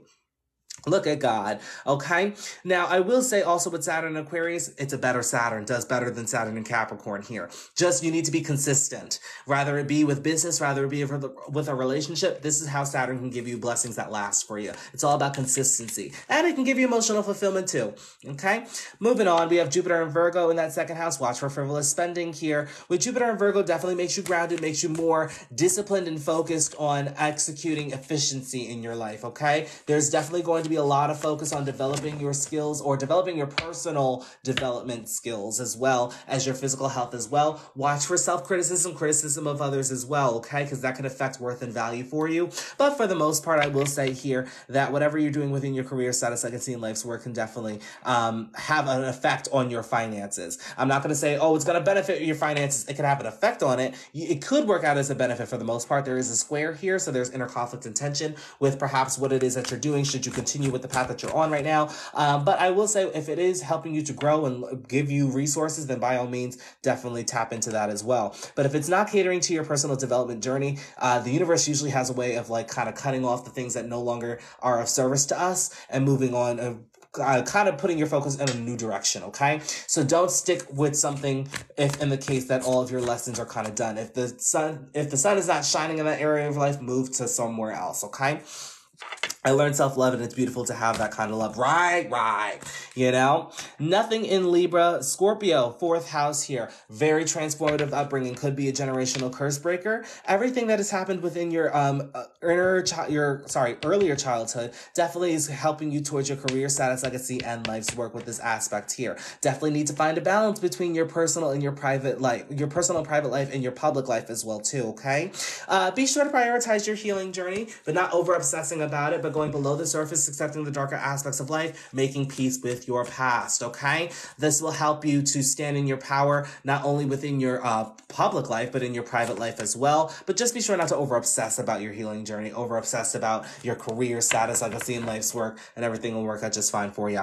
All right, nothing in Sagittarius. We have North Node, Uranus, and Neptune in Capricorn here. You're definitely meant to make your dreams a tangible reality, but it's all about the process as to making that happen, okay? So really tapping into the mundane, taking action towards your dreams, and really kind of focusing on your career status, legacy, and life's work as well. It's a double-edged sword here. Not that you're not meant to focus on your career status, legacy, and life's work, but there just needs to be the balance with your personal life. But with North Node in Capricorn, this means that you're very ambitious. You see yourself at a specific height. You see yourself doing things that many people may not do, okay? Just be sure that you're not overworking yourselves in your day-to-day, because this can actually lead to health issues with Saturn's influence on your sixth house whole sign, okay?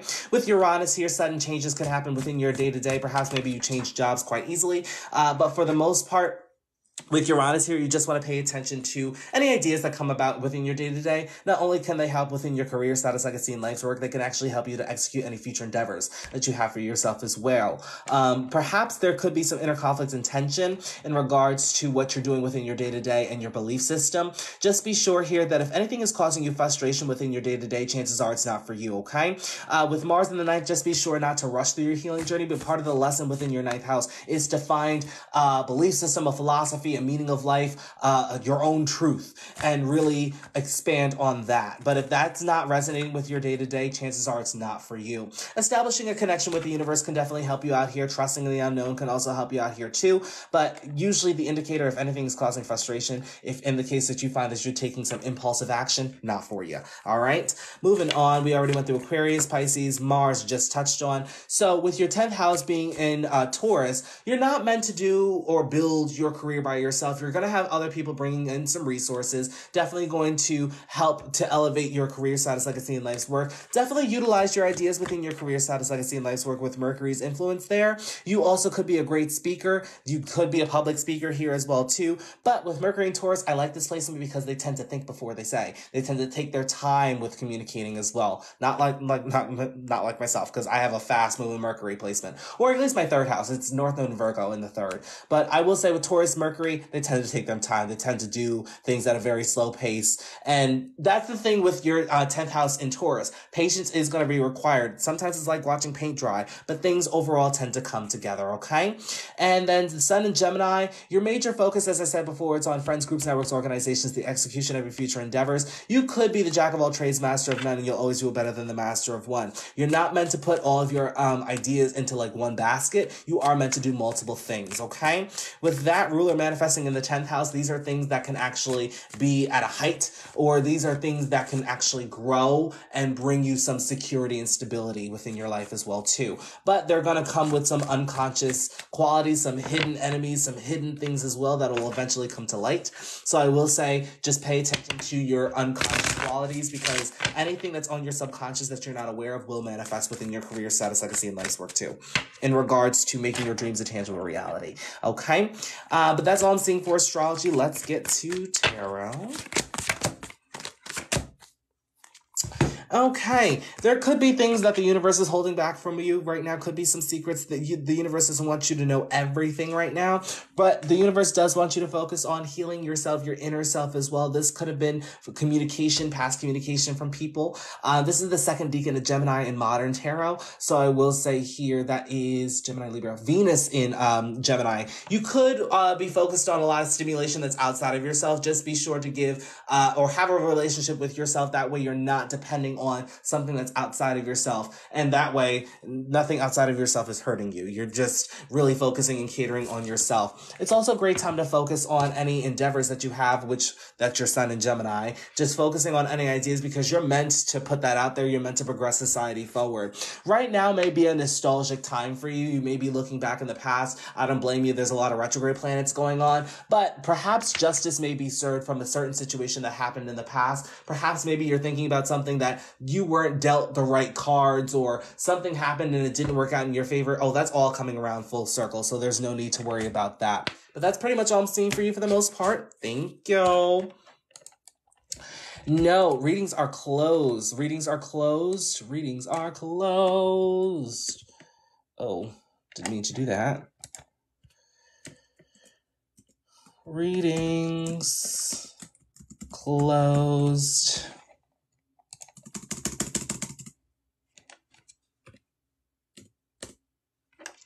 Yes, readings are closed for today, but I'll be back later. I'll be back later at 2 p.m. Central Standard, 3 p.m. Eastern. I may be a little late, so letting you know now. Everything resonated with me. Great, great, great. I'm so glad. Thank you, thank you. All right, let's see here.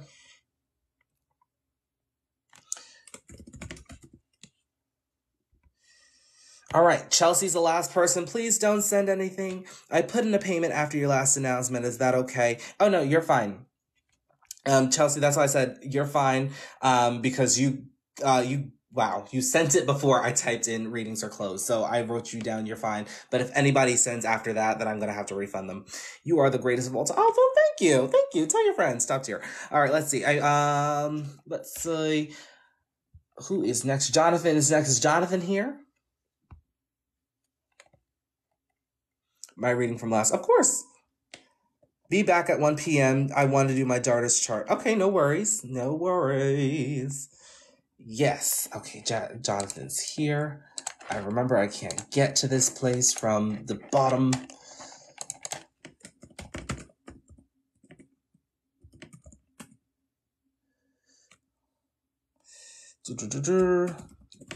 Dallas, what you know about Texas? I'm getting all these Texas readings all of a sudden. What y'all know about Texas? I'll tell you one thing. All my exes do not live in Texas. They don't. I have not dated anybody in Texas. Do I plan to date somebody in Texas? I don't know. Stay tuned. You know? All right, here we go. Week set my drive on fire. I know that's right. Can you tell what is going on with Drake from his BC? He's postponing all of his shows. I'm sure there's something in this astrology that is transiting that. I don't really pay attention to other people in regards to like that. Like, there are certain people that are talking about Lizzo's birth chart and why things are going wrong. Like Doja Cat is going through what she's going through. Like, I don't look at all that, but I'm sure that there's something in his astrology in his chart that's triggering that to happen. All right, let's see here.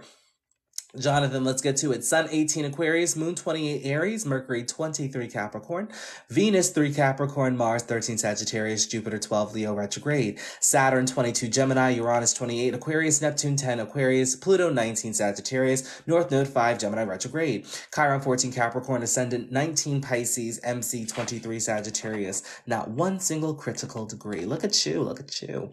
All right, Pisces, what you're ascending towards is spiritual development, spiritual liberation, establishing that connection with the universe, if not deepening it because it already exists. Trusting the unknown, loss, endings, karmic dealings can definitely happen here too. Just be sure to set up those energetic boundaries. That way we're not taking on energy that is not ours, okay?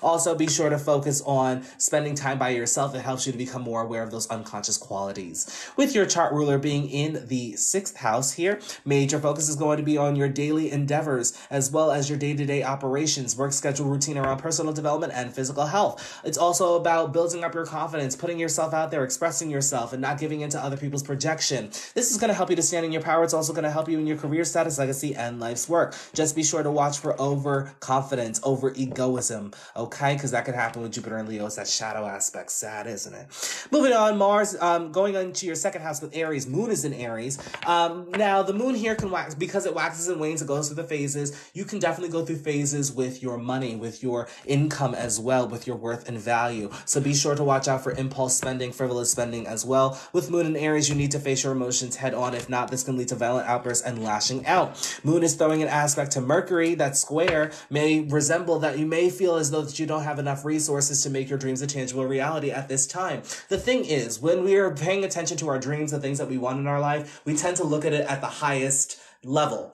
We don't tend to look at the process of what it takes to get there. We think that, oh, we could just manifest that and then it's going to just happen at that level. No, it's a process. So we need to take that process in order to get there. So with the resources and the inner conflict between the two, you may feel as though that you may not have enough resources to get to that next level. You have everything that you need to get to that next step, okay? Just be sure to pay attention to any ideas that you may have, because even the idea may just be you writing down the idea that may lead you to the next step. So just be sure that you can do everything within the moment right now that can get you to that next step, and things will usually happen for you in due time, okay? Moving on, we do have nothing in Taurus. By the way, with Moon in Aries, you will find emotional fulfillment through your worth and value. Just ask yourself when enough is enough if you're feeling tested. That'll help you to further establish that as well. Material possession could also be in the works, but paying attention to yourself, your identity, your independence, taking action towards your life's direction and giving back to yourself through self-nourishment can also give you emotional fulfillment as well. Nothing in Taurus. We have North Node and we have Saturn in Gemini here, conjunct the IC, God. So you definitely probably came from a family that probably didn't give you the emotional nourishment that you needed. Perhaps maybe they weren't giving you the love that you desired as well too. Be sure that you're giving the love to yourself, feeling your own feelings and your emotions. This placement is usually the reparenting placement, I'm not gonna lie, because I see a lot of people tend to go through this placement where they have to kind of raise themselves, give themselves that emotional nourishment, and then they tend to attract a chosen family that will bring it in for them. It could be your biological family after some time, but it's usually a chosen family that I see with this placement. Also, with Saturn being a Gemini, you could be a jack of all trades, master of none, but you'll always do it better than the master of one. It is really important that you're putting your eggs in multiple baskets, not just doing one thing. You are meant to do multiple things here. That's going to help you out within your career status, legacy, and life's work as well too, okay? North Node being in Gemini going to bring you fated events to really lean towards your personal life, processing your feelings and your emotions, listening to that intuition and not questioning it as well, because there's a lot of abundance of energy within your career status, legacy, and life's work. South Node is also here. There's natural gifts gifts and talents, but you may spend excess time on your career, status, legacy, and life's work, and not enough time in your personal life too. You just need to learn who you are at a foundational level, learning who you are behind the scenes of it all. So who are you truly? Okay, that's the question that you need to ask. That'll help you to learn some major lessons in your life for you as well. Nothing in Cancer, Jupiter, and Leo also went through. Virgo, Libra, Scorpio, no. 10th house, Sagittarius. We have MC, Pluto, and Mars here. A lot of energy and drive towards career, status, legacy, and life's work. Just be sure to not take any impulse decisions or act out of spontaneity here too, okay? You can definitely be in a position of power within your career, status, legacy, and life's work if you're meant to be it, okay? That's why you went through the things in your lifetime or your early childhood. It was preparing you for your career, status, legacy, and life's work. With MC and Sagittarius, you're definitely meant to point the collective in a spiritual direction. Definitely meant to teach about higher education, higher knowledge, finding your own belief system, finding your own meaning of truth, which means you're going to go through your own journey here too. That's what's going to help you to stand into your power. Just be sure not to over-obsess over your belief systems, over philosophy. 11:11 is on the clock as we speak, okay? Moving on, we do have Venus in Capricorn as well as Chiron and Mercury here. Mercury in Capricorn already went through. Just be sure to pay attention to any ideas that come about that can help you to execute any future endeavors. This will be manifested over some time since Capricorn, Saturn has an influence on your 11th house, okay? Now we also have Capricorn here, or Chiron here in Capricorn. It is really important that you're understanding yourself, healing wounds in regards to rejection and not rejecting yourself, but understanding that you're different for a reason, that you may feel misunderstood for that reason, because you're here to do some big things for the collective that perhaps maybe have not been done before or been done by very few people. You could even be the first to do that as well. But focus on your ambition. Focus on what's going to give you the drive and go after that as well, okay? With Venus, you definitely will have other people helping you to execute your future endeavors. So just be sure not to turn away those opportunities when they present themselves. Definitely open yourself to receiving. Last but not least, before we get to tarot, did you want tarots to just astrology? So last but not least, before I let you go, we have Uranus, Neptune, and we also have Sun here as well in Aquarius here. Definitely may have a different approach to spirituality, your spiritual journey, or even just establishing your connection with the universe. It is really important here that you are paying attention to your dreams, your visions as well, because they can give you opportunity to not only develop confidence, but to establish balance between your personal development and your spiritual development as well, okay? That's pretty much all I'm seeing for your chart for the most part. Oh, last but not least, I do see that you have a T-square here. Tapping into focusing on relationships, partnerships, interpersonal connection, business contracts can help you to alleviate any inner conflicts and tension that you may be feeling within your self-identity, independence, and taking action towards your life direction, okay? But that's pretty much all I'm seeing for you for the most part. Thank you. All right, let's see who's next. Thank you so much. It really resonates. Of course, anytime, anytime. Amari is up next. Amari. All right, birth chart and tarot reading. We can do that. We can do that. Oh, I'm trying to let you go. Trying to keep my eyes closed. Anybody remember that song? Sounds weak. Everybody comes to see. I'll never tell you what it is. Always, I'm so serious. Yes. What a song. What a time. There's so more. Oh, there's this one thing that got me tripping. What a time for music. And now it's like, I mean, music is, now I just don't resonate with it. What's your opinion on Chiron and Leo tri-emceeing Aries? First and foremost, with Chiron and Leo, you definitely need to work on expressing yourself for you, enjoying life's recreation for what it is instead of giving into other people's projection. If that Chiron is retrograde, do not self-sabotage by dimming your own light for the sake of making other people comfortable. When it's trying your MC and Leo, perhaps maybe you're meant to heal the collective to some degree, but you're also meant to have fun, but you're meant to build up your confidence and really put yourself out there. That's really the lesson within your Chiron, and since it's trying the MC, you're definitely meant to do this for your own independence and development. There's this one thing that's got me tripping. There's this one thing that got me so messy. I'm not even singing the right words, but like, You get the gist. Got me so women, there's this one thing I got. Not sure if background knowledge helps, but relocating to pursue dreams in acting, entrepreneurship, and singing, songwriting in a tough spot. With relationships wise, don't have friends in my hometown anymore. If it's unnecessary, ignore it. Sorry. No, it's not. This is going to be helpful for you. Some people aren't familiar with my state, so I had to add it just in case. I'm familiar with Springfield, Massachusetts. I know people from Springfield, Massachusetts, or I used to before they moved. But I do know a lot about Springfield, Massachusetts. All right, let's see what you got going on here, Amari. We have Sun 7 Cancer, Moon 15 Scorpio, Mercury 18 Cancer, Venus 9 Gemini retrograde, Mars 3 Leo, Jupiter 13 Virgo, Saturn 15 Cancer, Uranus 6 Pisces retrograde, Neptune 14 Aquarius retrograde, Pluto 20 Sagittarius retrograde, North Node 8 Taurus retrograde, North Node's at a critical degree, Chiron 24 Capricorn retrograde, Ascendant 15 Libra, MC 18 Cancer. All right, it's not the greatest town. I will tell you this. From what I heard from the people that I knew that lived there, they said that it wasn't at all the greatest. It wasn't the bee's knees, if you know. North Node at a critical degree. Yeah, North Node's at a critical degree. 8 degrees Taurus. It's that fixed degree. All right, let's see what's going on here in Libra. All right, so part of your ascension is to focus on relationships, partnerships, interpersonal connection, business, contract, marriage, and union. Just be sure that you're not putting everybody before yourself or people pleasing to your detriment. Watch out for that. Remember, having a relationship with yourself, best relationship that you can have, okay? Chart ruler is found in your 9th house for philosophy, finding your own meaning of life, your own belief system, your own truth, whatever that may mean to you. Just be sure to stay curious to other people's perceptions or perspectives. I keep stumbling over that word, perception, perspective. Ew. I'm giving that too. But just be sure to keep an open mind to other people's belief systems, other people's philosophies as well too, because that can actually help you to expand as well. In terms of relationship for Venus and Gemini, this can actually bring a relationship that is stimulating you. Just be sure to not create a dependency on external stimulation, okay? Because we understand that you can get bored and restless quite easily. I'm the same way too. But just be sure here that we are giving that back to ourselves instead of depending on the external.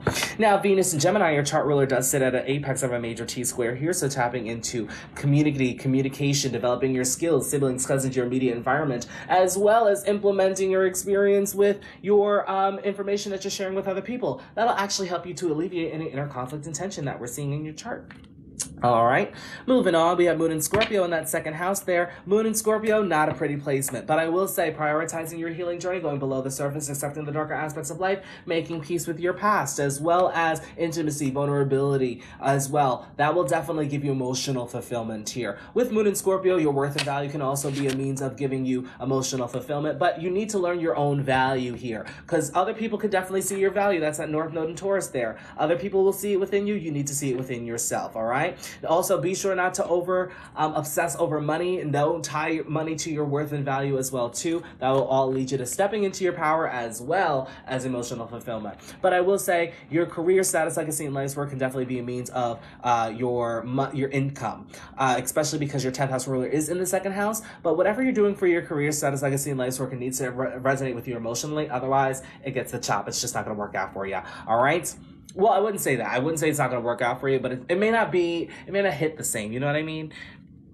All right, let's see here. We have Pluto and Sagittarius in the 3rd house. Just be sure that you are aware of your audience, the people that are around you here, because sometimes you can be brutally honest with your communication when you're sharing your opinion, when you're sharing your thoughts as well, okay? So people have to be ready for that. But I will say there's no fault of your own. If you find that people are projecting or they're finding you to be intimidating because of what you're saying, that means that there's something within them that you are triggering. That is actually what Pluto is all about. Pluto is all about triggering and getting you to be your most authentic self through vulnerability, but sometimes it goes about it in a very harsh way to where you have no choice but to be that vulnerable self. Just be aware of the people that are around you with that, but for the most part, don't give into the projection. You will find power when you find your own belief system, your own philosophy, your own meaning of life, your own truth that works with you, okay? But just be sure not to over-obsess over these themes as well. There could be inner conflict and tension in regards to your spiritual journey, so just be sure that you're speaking your truth and from your pure self and not just speaking out of arrogance, okay? In regards to career, just be sure that I didn't get to career yet, but I just put it like a quick little snippet. Whatever you're doing for career, status, legacy, and life's work, just be sure that it resonates with you emotionally, whatever you're doing, okay? Because if it doesn't resonate with you emotionally, you're going to be putting in all this work to something that may not have the greatest impact in your life, okay? Moving on, we do have Chiron and Capricorn in that 4th house. There could be wounds around family, perhaps wounds around intuition when you didn't listen to your intuition, but there could have been something that happened. There could also be wounds around career, status, legacy, and life's work. Perhaps you had a lot of ambition early on, but your family tried to shut you down, saying things that maybe it's not going to work. It's going to be a lot of hard work. You know, maybe you felt like you weren't supported in that arena as well, too. Be sure to learn the lesson from any hardships that has happened within your family. Also, be sure to spend time by yourself to get to know yourself on a foundational level. This will help to not only heal yourself, but to heal other people as well, too, okay? Now, whatever lessons that you had to learn early on in childhood, whatever wounds came from that, is actually preparing you for your career, status, legacy, and life's work. Definitely be vocal about that within that arena as well, because you are meant to speak something to the masses as well. But with Mercury and Cancer, speak from what you're feeling. Speak your mind, okay? But speak on how you felt, how things made you feel as well, too. But this is also another indicator, a lot of intuitive messages. All right. Yeah, had some really strong ambitions, 6 through 14, and got no support at home. Yeah, that could have left some wounds there. Be sure that you're supporting yourself. You'll always attract the right people to support you once you start your own inner work. But it's really all about healing for yourself, not to prove somebody wrong, if that makes sense.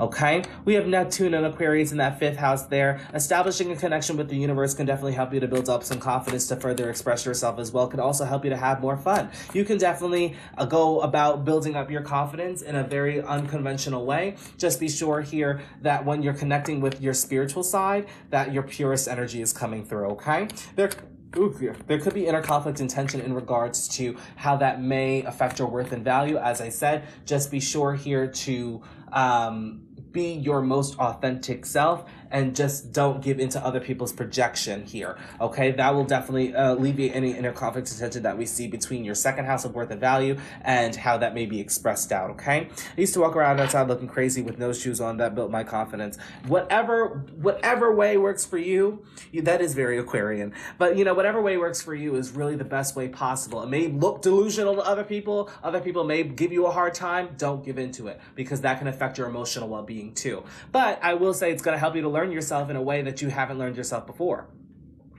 You know, with no shoes, that builds my I'm gonna have to do that too. That sounds healing. That's what that sounds like. You know what that sounds like? That's innovative.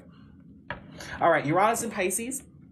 You have a mutual reception between Neptune and Aquarius and Uranus and Pisces. So the 5th and your 6th house are always exchanging energies with each other. With Uranus and Pisces, pay attention to the ideas that come through your day-to-day, especially if you're daydreaming. If you have any dreams at night, pay attention to them as well. Be sure to have some sort of routine around your, not only your spiritual belief, but like writing down your dreams, because your dreams can be something that are quite different, something that's quite unconventional as well, but they can help you on your spiritual journey as well as your personal development journey as well too, okay?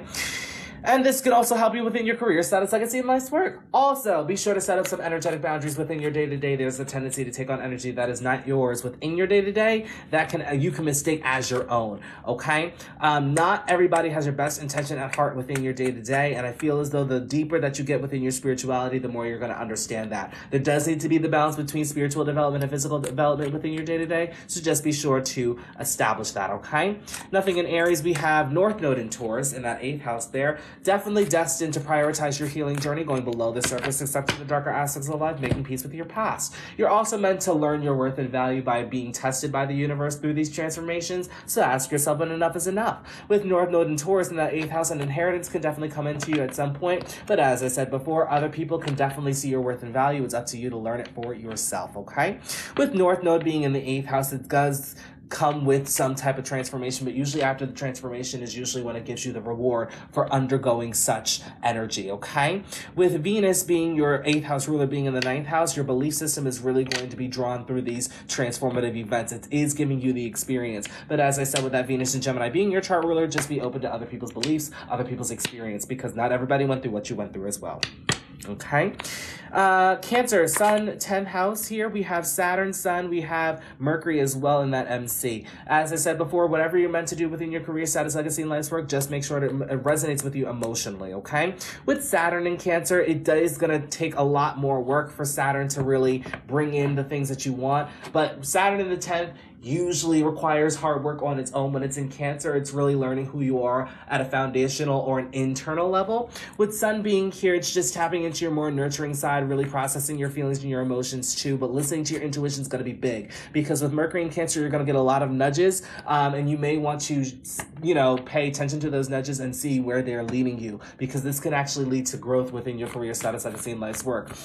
Within your career, you are going to experience some hardships. I'm not going to sugarcoat it here with Saturn's placement here, but it is teaching you how to feel. It is teaching you really about who you are on your foundational self. You may be required to build a foundation for yourself from the ground up, even with this placement as well.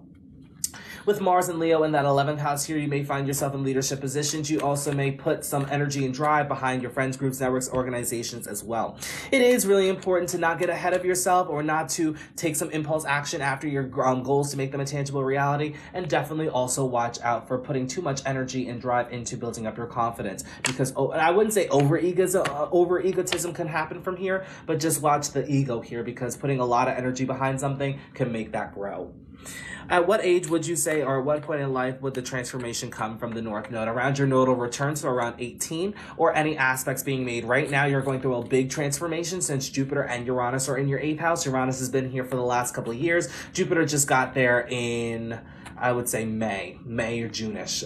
Jupiter just got into Taurus. So with Jupiter and Taurus, that's retrograding back into the beginning degree. So you definitely will have another interaction between Jupiter and your North Node. Pay attention to when Jupiter retrogrades back over your North Node. Fated events can happen. You can come into money. Another transformation could definitely happen as well. Or there could be a situation that other people are seeing your worth and value, and you are meant to see it within yourself too.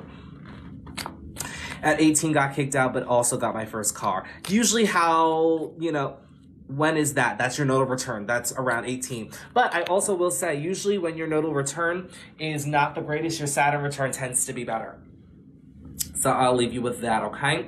MC Cancer, as I said before, whatever you're doing within your career, status, legacy, and life's work just needs to resonate with you on an emotional level. And then Mars and Leo already did that. Jupiter and Virgo, before I let you go. It is really important with Jupiter in Virgo that you are watching out for... that you watch out for self-criticism, criticism of others. You're going to have a very disciplined or a very structured way of going about your spiritual journey. Traveling to foreign lands could definitely help you out with this placement with Jupiter in the 12th. But with Jupiter and Virgo, this is also implementing this into your physical development, into your personal development journey as well, into your day-to-day, making it more realistic. Great placement for making your dreams a tangible reality, but there's a lot of upkeep here. So just be sure that we're not being so hard on ourselves on our own journey, okay? Because at the end of the day, it's between you and the universe, all right? So you don't need to be the perfectionist. Watch out for that, all right? But for the most part, that's pretty much all I'm seeing with astrology. Let's get to your tarot. But by the way, yeah, the nodal return is usually around age of 18, because it takes about 18 years to return back to his original position. Saturn return is 29.5 years. All right, let's see here. As I said, you are going through some tower moments right now. This could be causing some conflict and disputes within your immediate environment, but not to worry. You have a lot of options coming in towards you later, which means you may need to consult somebody who's going to give you the right information or the right direction to move forward here. But yes, you do have a lot of options coming in. Be sure to examine what options are for you and what are not for you. Remember, all these options, just because they're presented to you, doesn't mean that they're going to be for you as well, okay? Celebration is on the horizon. Perhaps maybe you're waiting for your ships to come in at some point, and they are going to come in for you, but now's just the time to take a step back. Perhaps the universe is holding things back from you at this time because you're not meant to know everything yet, okay? But you're soon to be in this King of Cups energy, emotionally well stable, everything is taken care of. You're not worried about a single thing. That's all coming, all right? But that's all I'm seeing for you. Thank you. Can you sense options regarding what? No. In regards to the options, I just read the energy of it. You know, we can get some clarification as to what that may be, but it's only going to show the energy of it. I usually just don't dive in deep. These could be options after the fact that you've had a lot of mental instability. Perhaps maybe things were keeping you up at night. There could have been things in regards to things that were being said. The Three of Cups just popped out again. Hold on, let me reshuffle. Okay. Was there anything on relationship that you can leave me with? Hold on a second.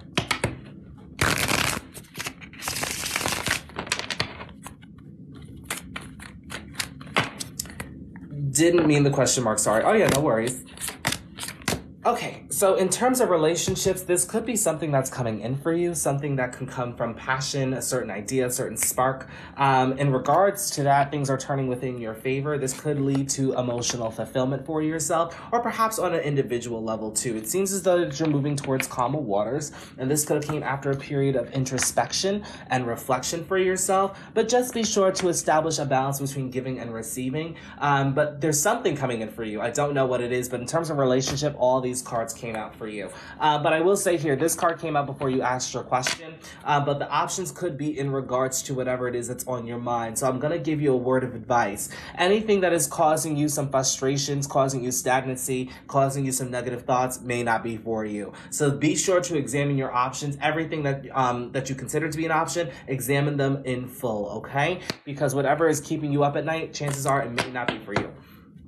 Well, I have a BF, so I hope it's not another man. Oh, no. If in the case that you have a BF already, this could just be that there's something that's coming in that's bringing you emotional fulfillment. It doesn't necessarily have to be a relationship, but it could be that you're moving towards calmer waters, but this could have just been after a transformative period and a period of introspection and isolation as well. But that's pretty much that. The wheels are turning in your favor regardless if you're already in a relationship. It just means that things could just be getting better.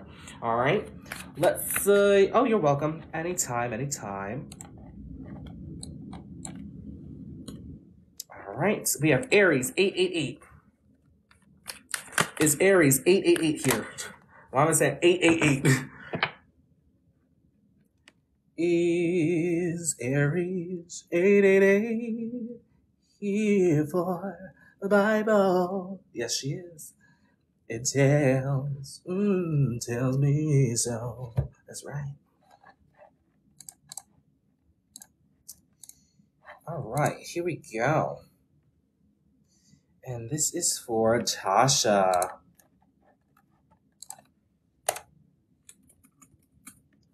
And let's see, Sacramento. What you know about Sacramento? What you know about Sacramento? Ooh, you were not born in the year 997. What a year that has been. Anybody remember it? All right, let's see here. Geez, that's too much trying to leave. Thank you. Hello, are you doing paid natal chart readings? I'm actually finishing up. I have 2 more, and then I'll be back later on in the afternoon. All right. She said too much. I'm trying to leave. Get somebody else to do it. All right, let's see what's going on down here. Sun 27 Aries, Moon 2 Virgo, Mercury 9 Taurus retrograde. Mercury's at a critical degree. Venus 1 Taurus, Mars 17 Virgo retrograde. Mars is at a critical degree. Jupiter 17 Aquarius, Saturn 12 Aries, Uranus 8 Aquarius, Uranus is at a critical degree. Neptune 29 Capricorn, Neptune's at a critical degree. Pluto 5 Sagittarius retrograde, North Node 27 Virgo retrograde, Chiron 28 Libra retrograde, Ascendant 10 Leo, MC 0 Taurus, MC's at a critical degree. All right, let's get into it. Let's say this. Okay, in this lifetime, you're definitely meant to ascend of building on your confidence, expressing yourself, putting yourself out there, not dimming yourself because of other people's projection, not self-sabotaging as well, okay? Be sure to enjoy life for its recreation as well as its fun as well, too, because you're definitely meant to tap into that inner child, okay? But you're really meant to express your most authentic self. Chart ruler being in that 9th house of philosophy, but finding your belief system, your own truth, your own meaning of life as well. Just be sure not to rush through finding what philosophy or meaning of life is going to work for you, because this could lead to psychological damage. All right. since you are dealing with things that you believe in. Okay, that's all subconscious there. Now, Saturn here, there's going to be a journey where it's going to be a little bit frustrating because you may want to find your own life's purpose. You may want to find the meaning of life. You may be questioning what all this is for, but you may have had a plan for your life before a certain age. And the universe is really asking you to slow down on your journey. Slow down here. Things are going to happen for you, but it may not happen at the time that you would want it to, which may cause a little bit of frustration. But once you learn how to slow down, you'll see that things are actually happening for you at the right time, okay? But your chart ruler being in Aries, let's see here. It is standing at an angle, but it's not in that T-square there, but in that T-square, since it is dealing with your ascendant, you just need to tap into your 4th house, processing your feelings and your emotions, listening to your intuition, definitely becoming more nurturing as well, really learning yourself at a foundational level. Who are you truly? Who are you at your core? Okay. Once you tap into that, that'll help you to alleviate any inner conflict and tension that you may have for yourself. All right. Moving on, we have Virgo in that 2nd house, just watching frivolous spending. Virgo here, I'm not really so concerned about, but since Leo's on the ascendant, they can tend to spend frivolously, so just watch out for that. But I will say Moon, Mars, and the North Node is in your 2nd house of Virgo here. Money may definitely come and go, so watch for the spending here. Watch for impulse spending, especially with Mars's influence here too. A lot of energy and drive to figure out your worth and value. Just be sure that you're giving back to yourself, establishing that balance between giving and receiving as well. Part of your North Node is to not only make your dreams a tangible reality, but figuring out a way to make it manifest in a realistic sense, okay? With North Node in Virgo, and you have a South Node in Pisces, which means that you have a vision. You see what it is that you want your life to be. And you see it at this height. You see it at this level that almost seems as though it's unattainable, but you may kind of fall into the South Node energy of, oh, well, I'll believe that it's going to come in some way, somehow, if it's meant for me. You need to take action towards this, okay? You do have the energy and drive to do that with Mars's influence here. Just be sure to take your time. You could be a very busy bee within your day-to-day. You may like to work to get there. Just be sure that you're not doing that just for the sake of money and not equating money to your worth and value as well, all right? Moving on, we have Chiron and Libra in the 3rd house. It is aspecting your MC, your Sun placement, and Venus here as well, too.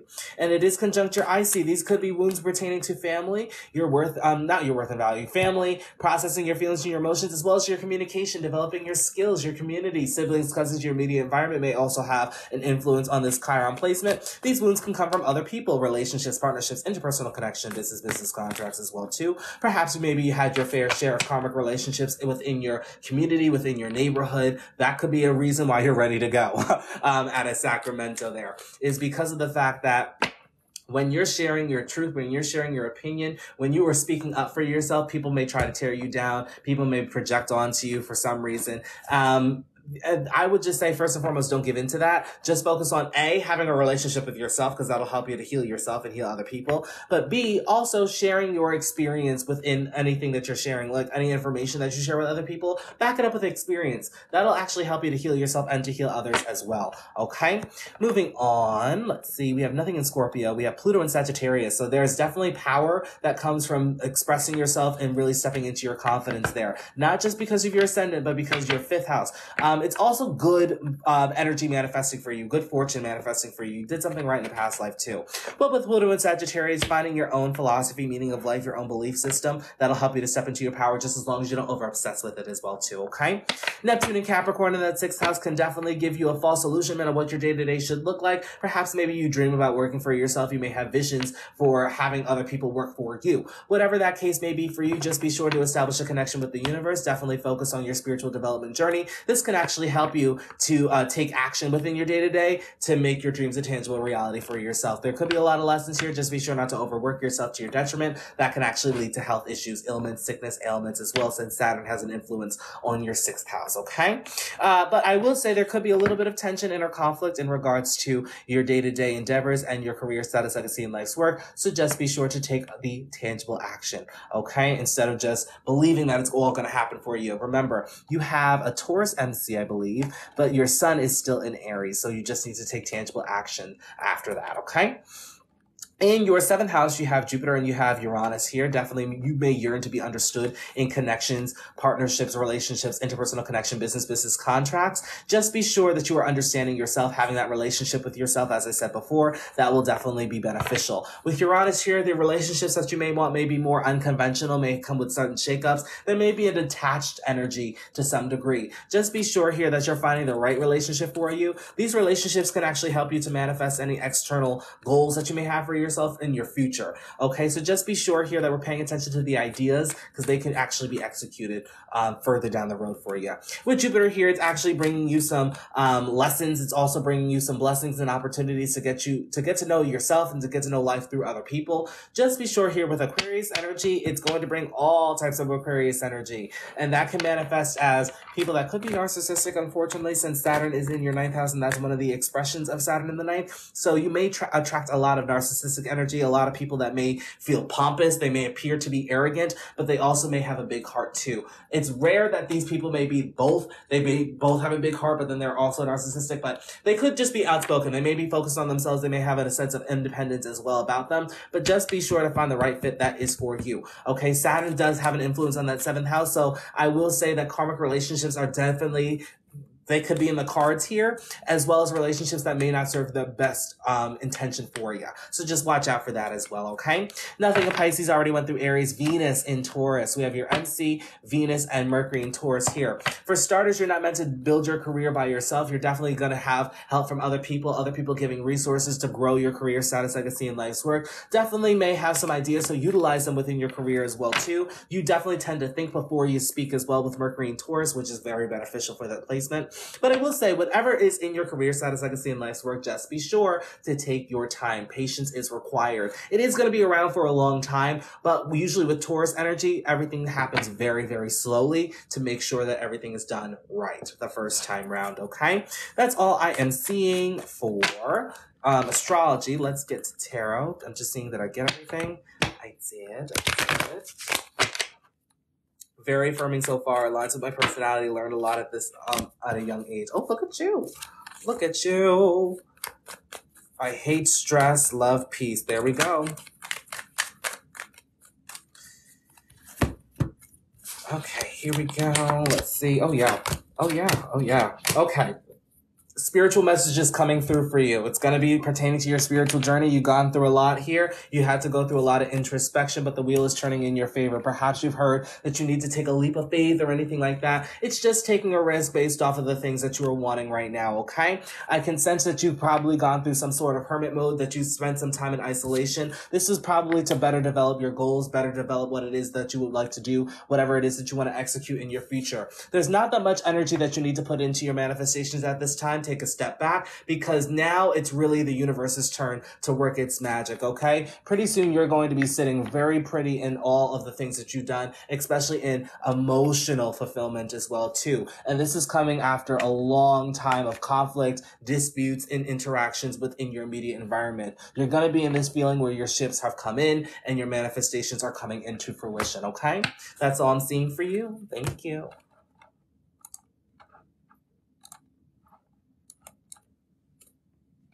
Every time. Thank you so much. I appreciate you too. Every time you look at me, yes, that's that. I see you looking at me. All right, let's see. And then we have Chelsea, last but not least. Tarot, please. Anything Spirit can tell me about my mom. I feel like her sickness is progressing and she has chosen to no longer seek medical help. I just need a little guidance. Okay, no worries here. You just want tarot, right, Chelsea? Let's see what comes up here. I'm wishing your mom the best. I know that everything happens for a reason, and I feel as though that everything is going to work out for the better, okay? Let's see what's going on here. Let's see what's going on here.